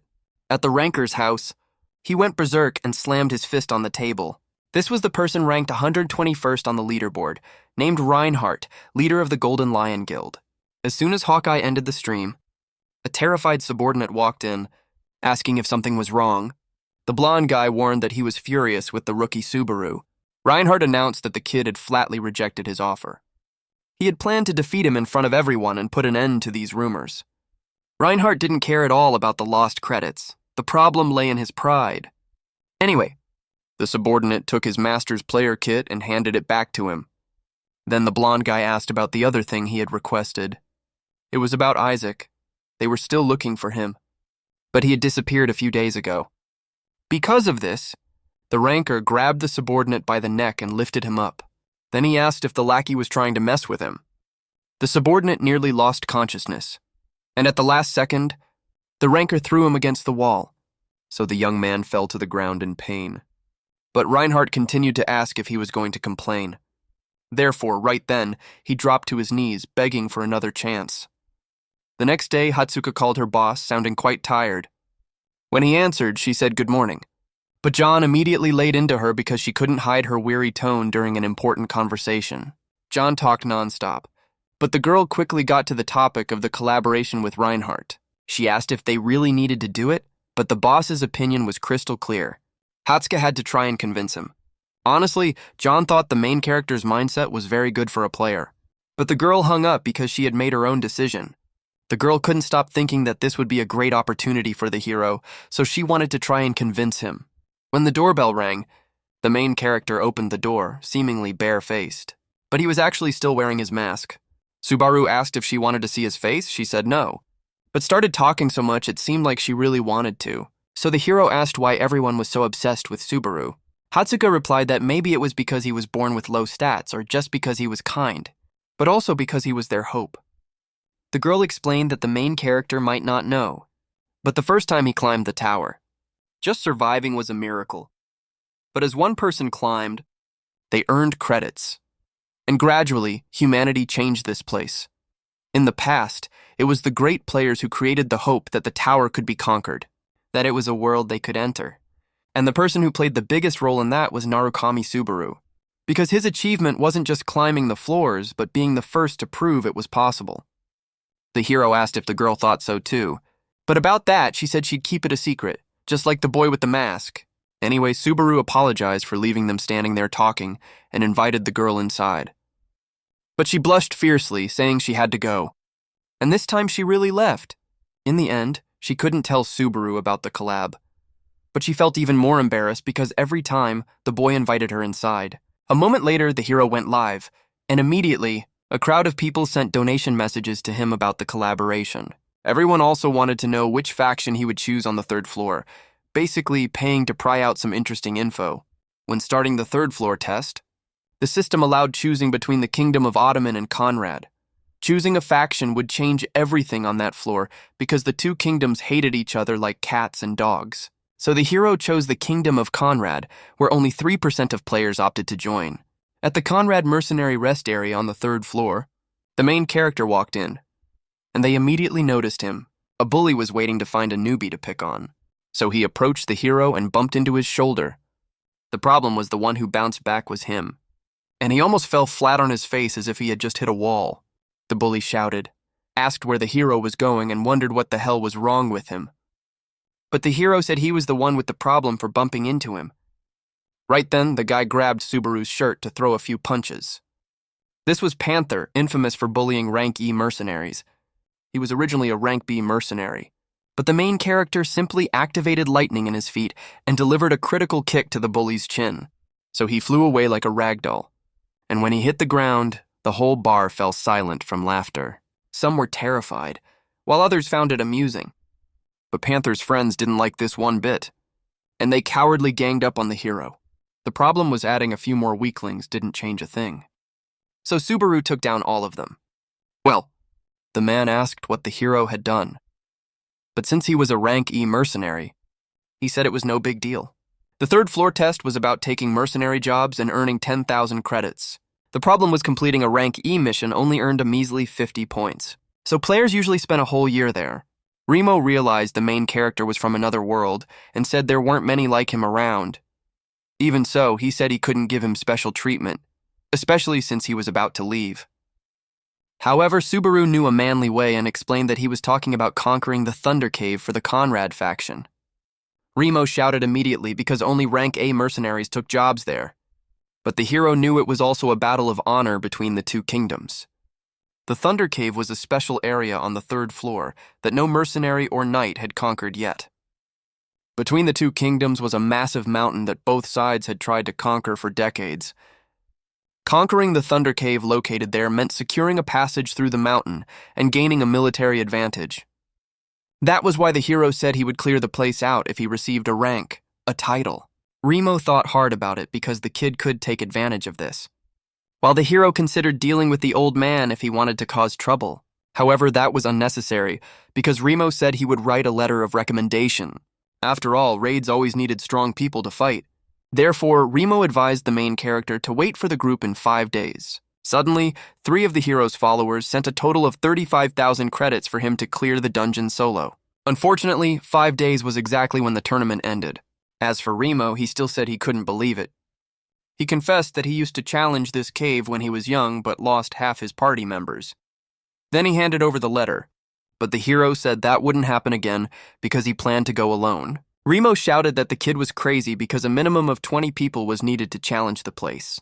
But Subaru reassured the old man a bit, making an excuse that he didn't want to use their military forces, and he said he didn't have teammates yet, but only for a short time. On the peak of a mountain, Rena remarked that she was increasingly impressed with how much the hero resembled Subaru. She was watching the livestream and the main character said he wouldn't take other quests. In fact, he said he would stop livestreaming for a while and just turned it off while Rena was intently watching on her way to the third floor. But she also found it funny because the real Subaru would do exactly the same. He simply did what he wanted.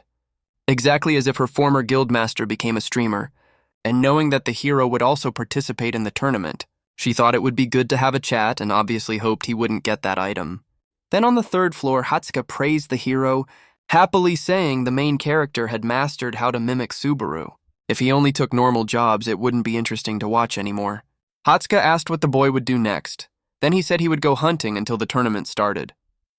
After all, he also wanted to assess how much lightning he could use at his current level, and then fight to stop anyone else from taking his teammate's item. In the afternoon, Jinzaki Naoto from Blue Zone sought out Subaru, very irritated about having to talk to him. He didn't care whether the kid conquered lightning or not because he didn't even want to be on this floor. Anyway, when he walked into a bar, John was the one waiting, sitting there with a nice glass of beer, along with his streamers. As for Jinzaki, he flew into a rage, just because the main character wasn't there. John said he was busy with his own affairs, but the guy from Blue Zone didn't think there was anything more important than his guild. Anyway, the president reminded him of the statement the hero had made. In fact, Jinzaki wanted to talk to him directly to negotiate a better deal, but he began to think John himself was making it difficult for the two to meet. Jinzaki slammed the table, saying he knew well when someone wanted to hoard the goose that lays the golden eggs. But he asserted that the hero would be better off in a large guild instead of being a streamer. The problem was John didn't agree on this point, especially since he knew Jinzaki specialized in targeting players who worked as streamers. Jinzaki tried to say he didn't want to make Blue Zone an enemy of Southern, but John warned that they prioritized employees and employees' decisions above all else. For a grown man, Jinzaki said the president was being too naive. However, John retorted by saying that in this world, there were people who didn't know the meaning of fear, and released a bit of his aura. He told the young man to leave. Jinzaki immediately felt the pressure of the president's power and stood up, slightly trembling. He shouted that John couldn't just order him to leave like it was nothing, and the president didn't care at all. So Jinzaki warned that he would make the old man regret it. But John even mocked him, saying he was scared to death. 3 days later, on the 3rd floor, in the nest of flying snakes, a massive chaos ensued because of the hero. Without wearing his mask, he hunted one of the largest snakes in the nest. With just one strike, he blew a hole in the monster's mouth, making it scream in pain. Then the hero sheathed his sword and said he had tested enough. He charged forward, saying he would end this quickly. So, the main character jumped into the monster's gaping mouth and summoned a powerful lightning bolt that defeated the flying snake boss. The main character leveled up and so did his stats. Furthermore, he obtained a snake fang worth about 10,000 credits. Subaru had now reached level 35. He had leveled up 9 times in 3 days. A very good achievement. Because of this, he now remembered he still had an unresolved matter to deal with. The next day, Hatsuka happily greeted the main character. So he sat down and asked if there was any good news. The girl said yes, beaming with joy, but the main character still didn't understand what it was about. Finally, he remembered it was about the collab and apologized. Hatsuka didn't blame the hero for refusing, because that was also what Subaru would do. But if the goal was to be on equal footing, she presented a document highlighting the only difference between the two. Actually, it was a document about the earnings from the live stream with Hawkeye, 49,000 credits. Hatsuka remarked that she could have given this at any time, but she wanted to talk to the boy. She recounted that she had a friend named Sagan, a gambling addict, who taught her a few things. Basically, he worked with bets on who would win or lose. The higher the odds, the lower the payout. But it was also a more guaranteed return. Regarding this, Hatsuka explained that the hero's payout odds were 6.1, while a certain player's was 1.2, making that person the heavy favorite to win. When the hero asked, the girl said that person's name was Schneider, a player from Blue Zone who had been on the 3rd floor for 10 years, just trying to clear the Thunder Cave. Hatsuka also said that Schneider was definitely looking for the hero. After all, the statement he made about clearing the cave solo was like laughing at his 10 years of effort. First, the hero reminded the girl she was leaning in too close. This time, Hatsuka felt more embarrassed than ever. So she returned to her seat, telling Subaru to just get ready. On the 3rd floor, in a place called Ortena, 2 horses were pulling a carriage very fast. Then they finally arrived at the place to meet the arrogant guy who said he would solo the dungeon. Some teammates inside said the kid only said that because he didn't know what it was like inside, and they asked Captain Schneider not to get angry. However, the captain said he wasn't angry because the hero also had some reputation. Despite his short career, he was the new lightning user. Still, the teammates said Subaru was nothing like the original and he wouldn't succeed. However, the captain asserted that this wasn't the time for jealousy or envy. A teammate asked if they wanted to respect the kid, then Schneider said it might be necessary. But even though he tried to act calm, it was clear he was nervous. And the bald guy was the most worried because he knew the monster the captain became when angry. While reading information about Schneider, the hero thought he was crazy because he had only left there 5 years ago. An article said they were close to completing it. And now knowing more about this guy, Subaru understood why he was the favorite. But even so, he apologized to Kazuki because now he had returned. He wouldn't let anything stand in his way. The next day at the city mall, a merchant said he couldn't buy such terrible materials. And unfortunately, he informed the hunter who brought the items that he would only pay 1,500 credits. Furthermore, he almost refused the sale. But in the end, he scammed the customer because only he knew the value of the product. Finally, another customer arrived who was a bit smarter. When Subaru placed the snake fang on the table, the merchant almost jumped out of his skin in shock. There was nothing to complain about the quality, but the merchant didn't plan to miss the opportunity to profit. Right then, the merchant graded the material as rank B and said it would be rank S if not for a scratch. In addition, he also said the main character came at a bad time because he was overstocked with identical items. After saying that, he had the nerve to offer a price of 8,000 as if it were a huge bargain. Actually, Subaru even thought that price was fair because of the value he remembered from the past. However, Schneider appeared there, saying it was worth at least 15,000 and exposed the merchant's lie about having many like it. So with the two crossing paths, the captain and the main character finally greeted each other. Then, in a rather unusual restaurant, the two guys sat down to get straight to the point. After all, they weren't boyfriends to be relaxing together there. But the hero still couldn't believe this was the place Schneider came for lunch. Just now talking about the Thunder Cave, and Subaru reaffirmed that he would clear the place alone. Schneider got irritated and said many came up to the third floor with their noses pointing to the sky. Subaru asked if the captain thought of him that way, and although he did, he said he respected the hero for his talent. But he still didn't believe the hero could compare to the original Subaru. The main character thought he was going to talk to a weirdo, but seeing that he was a serious person, didn't hesitate any longer. The captain revealed he had a proposal and gritted his teeth, telling him to take back his words. Schneider finally vented that he found the kid's words very arrogant, and he would give him a chance to go live and apologize. However, the hero said he didn't think that was a very good proposal. Then, the captain asserted that he would defeat the kid in the tournament and make him clearly understand his place. So he left, making the hero think Schneider certainly didn't waste 10 years there for nothing. At the Southern Entertainment Company, Sagan jumped up in surprise when he saw over 10,000 people watching the live stream. He was watching the opening of the tournament broadcast and felt jealous because he couldn't participate since he had passed the third floor. Even though the hero was an ally, Sagan thought it was better to bet on the captain. However, as a professional gambler, he also believed he shouldn't follow the crowd but bet on what he believed in. The problem was he started trembling for fear of making a mistake. But just as he was about to change his bet, he accidentally answered the phone and threw the device away, thinking he had mistakenly bet on Subaru. Sagan shouted that Hatsuko was spying on him, but the girl just asked what the hell he was doing. Sagan tried to act like he wasn't gambling, but the girl only wanted to know what was going on because she thought they should bet all their money on Subaru. The boy told them they couldn't be so naive. They needed to analyze carefully before putting money down. Sagan yelled that Schneider was a much more rational choice than Hatsuka's. Hatsuka didn't back down and bet her next month's salary on who would be right. But in the middle of the conversation, a hooded person walked by, distracting her, so the girl hung up the phone abruptly, without saying another word, leaving Sagan bewildered because she wasn't the type to invite people to gamble. Walking downtown, a subordinate asked how the hero looked.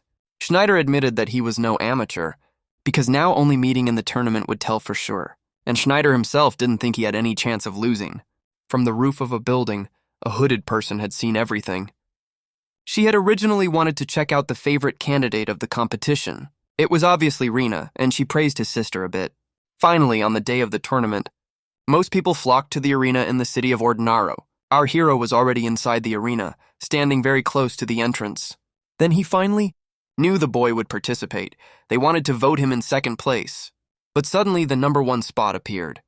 With his spear on his back, the captain was ready, and everyone cheered, proving they were his die-hard fans. None of those hundreds of people chanted the hero's name. It was all Schneider's name. And the moment the fireworks went off, a calm woman appeared. It was Mizuha from the Blue Zone Guild, who would be the MC for the competition.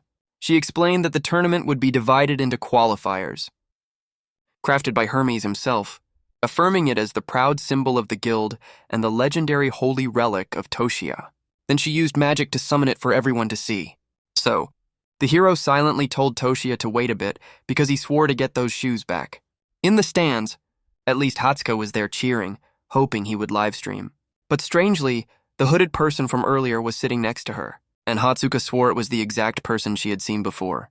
Just as the girl said, the main character started livestreaming right during the tournament. In less than 10 seconds, 3,000 people flooded in. He apologized for disappearing suddenly and also said he didn't have time to read the comments. Then, Hatsuka sent a quest worth 30,000 credits if the hero won, and he thanked her despite not having much support. Mizuha shouted that it was time and fired more fireworks, officially starting the tournament. Suddenly, she gathered green mana in her hand and cast a spell. That green light enveloped the entire arena, making the audience extremely proud of the girl's power. Basically, the girl turned day into night with just a wave of her hand, and now, in this darkness, the elimination round began. The system warned that dying meant elimination, and the round would end when only 1,000 people survived. It also declared that everyone was an enemy, and the game started with 10,000 participants. It was clear no one made the first move. So, suddenly someone sneaked up behind the hero. He tried to run away knowing he was dead meat if he tried to fight back. But what the hero saw was just a walking pile of money running away. Soon, 500 people had been eliminated. And the camera switched to the captain's perspective. He didn't care about the small fries. In this qualifier, he wanted to hunt down the hero. Suddenly, an arrow almost hit him. There was a guy hiding there trying his luck and got very close. But there wasn't just one guy. No, because he wasn't crazy. That guy had a whole group of mercenaries. A bald guy thought they shouldn't risk it. But the leader was very confident because they had him outnumbered. Seeing this, Schneider said the plan wasn't bad, but they messed with the wrong guy. Another bald guy was the first to try his luck. But as soon as he spoke, his head disappeared. The corpse slumped to the ground, driving everyone insane. No one managed to see how the captain used his spear to strike the bald guy. But now Schneider didn't care either because he had encountered too many stubborn fools like them. And now he couldn't wait to show them what happens when they dare mess with him. Just one strike. Another mercenary exploded. Then he warned that cheap tricks didn't work in the tower. And the only thing that protected humans was their own strength, terrifying the enemies. The captain's image was being broadcasted for the audience to see. He slashed down several mercenaries with a single motion. Some told their comrades not to run because this was just a test, but no one listened. In the stands, Rina understood that the captain was on a different level and could become a great ranker as he climbed the tower. But she found it quite annoying because Hatsuka sitting next to her kept cheering non-stop for the main character. Curious, Rina glanced over and saw it was Subaru's live stream, so she struck up a conversation with the girl. Because she was wearing the exact same mask as the hero. Rina explained that she was a fan. Hatsuka also said she was a fan and greeted her. But of course, she also asked the name of the hooded girl. When there were only 1,300 survivors left, the chat updated the hero that he had gotten 97 kills. Time was running out, and he had earned 200 credits for every enemy he defeated. But now an idea popped into the hero's head. He planned to make some noise to attract more players. So using his sword and lightning power, he chopped down all the surrounding trees to reveal his location, tore up the ground, obliterating the place he was standing on.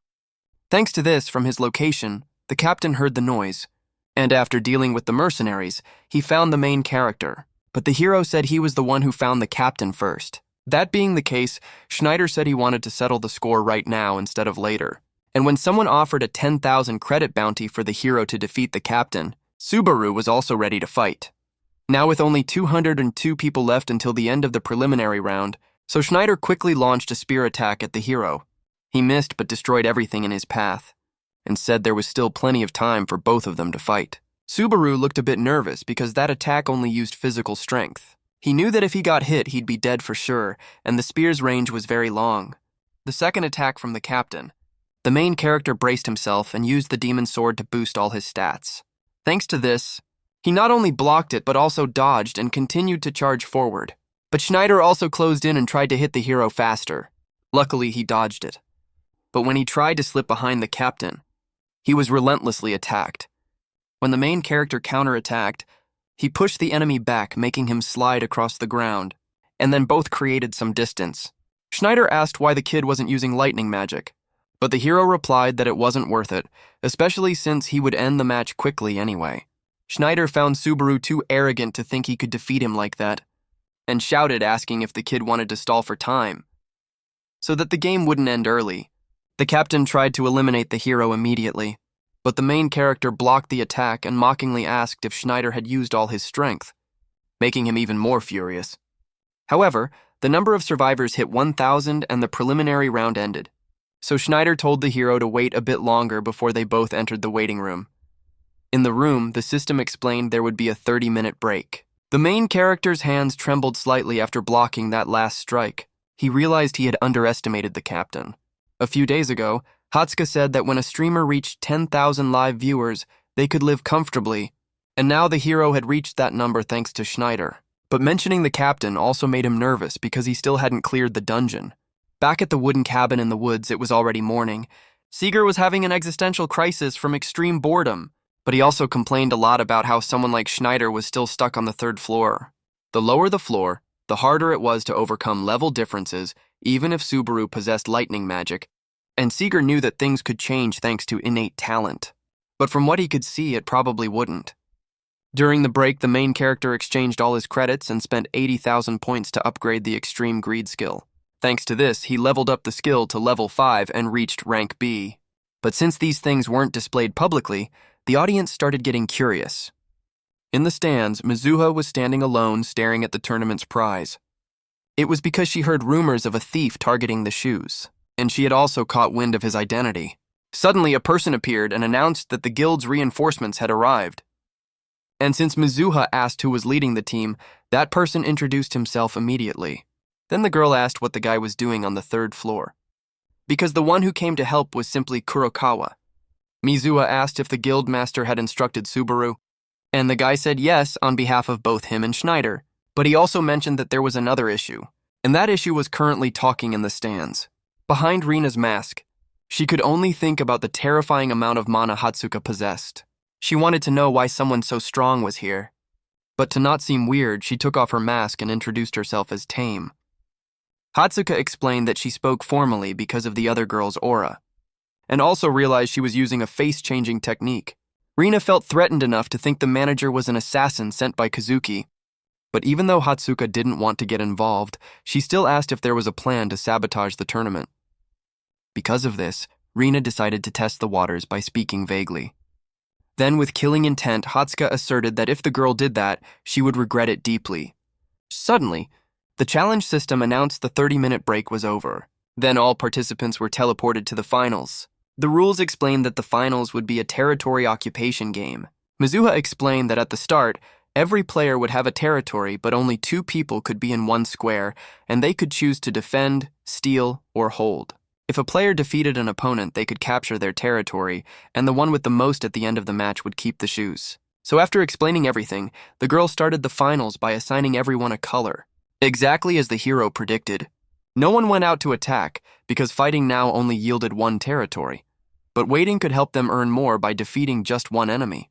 That was what everyone thought. However, the hero charged out and immediately took down 1 guy. After all, his subscribers were paying 300 credits each. On the captain's side, he also went against the standing still tactic and captured a territory. The player in the adjacent square panicked, but he couldn't even escape the spear tip. So in just a few seconds, Schneider eliminated at least 10 opponents from the game, and he kept looking for Subaru until he looked a bit further and saw his yellow territories.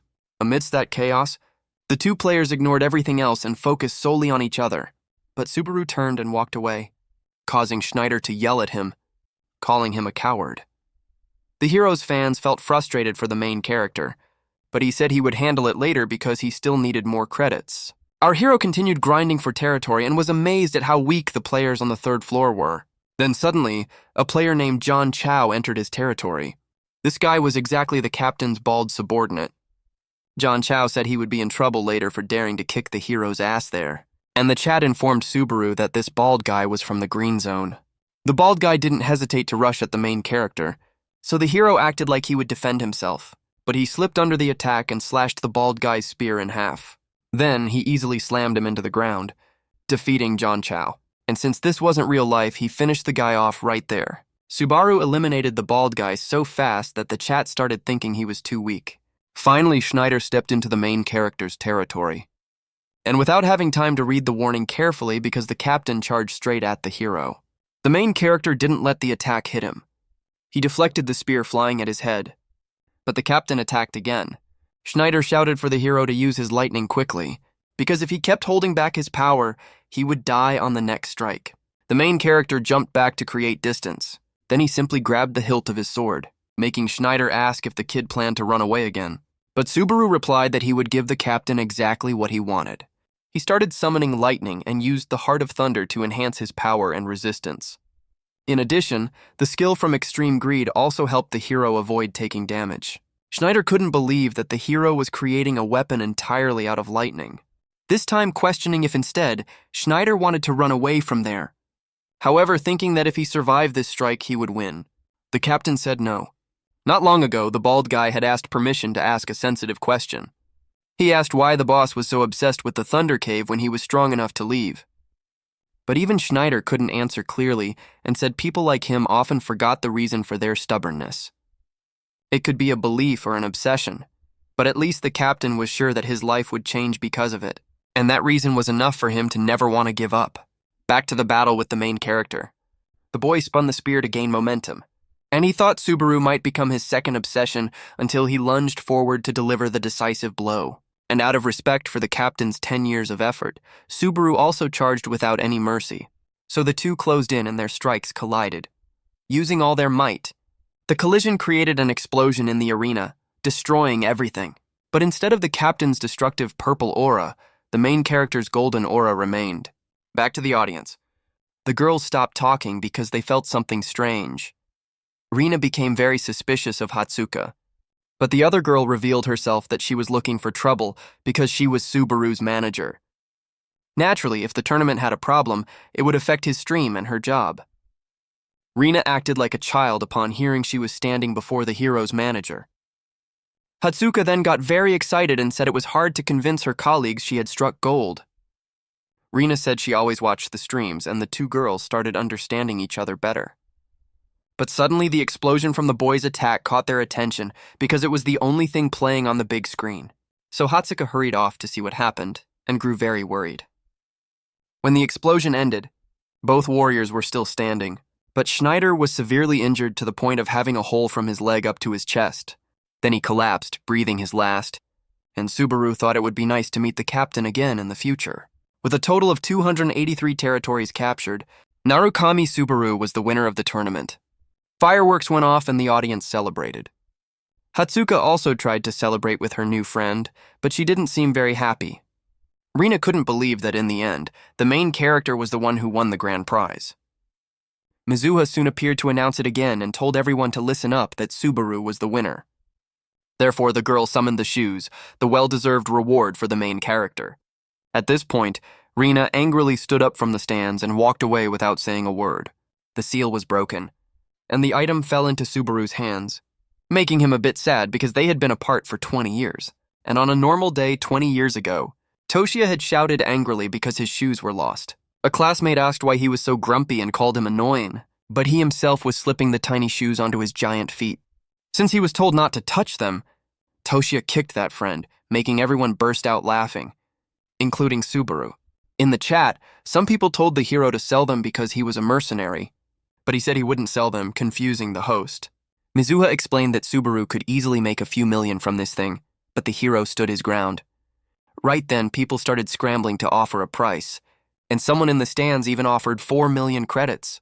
Because of this, the main character summoned a massive bolt of lightning from the sky, and after demonstrating this power, he warned that he wouldn't sell them even for 10 million credits. Anyway, after saying everything he needed to say, the hero simply turned and walked away. At the same time, still in the city, Eamon and another player had just finished watching the broadcast. The guy didn't even know what to say about the main character winning. The player named Hanamaki Hiyori said that at this rate, the hero would become the real Subaru, especially since recently, everyone had started believing the newcomer was better than the old one. Hanamaki explained that they were comparing the two players a lot, but for Eamon, someone was definitely manipulating this trend from behind the scenes. Hanamaki said that even she thought the two were the same person. But since Eamon disagreed, she silently called him a die-hard fanboy in her head. Anyway, the girl asked if her partner was excited about what was going to happen, but he replied that he wasn't interested because they both had a job to do, which was to hunt down the one trying to steal the shoes. And like a true alpha male, Iman left the girl behind even though it couldn't be said they were that lonely. Back to the live stream, everyone was drooling over those shoes. Just like that, Subaru was happy to reconnect with Toshia and changed his mind. He thanked the audience for the credits, saying it was worth the mission. The shoe's name was Talaria, and it increased speed by 25% and jumping ability by 15%. Then everyone gossiped. Some praised it, some criticized it. Anyway, the hero received a message from Hatsuka, warning him about a suspicious person she found, and told him to be careful. Rina now realized she looked suspicious standing in front of the shoes. She didn't want it to come to this, but she had no other choice. So, when no one was looking, she would attack and cut the main character's hamstrings.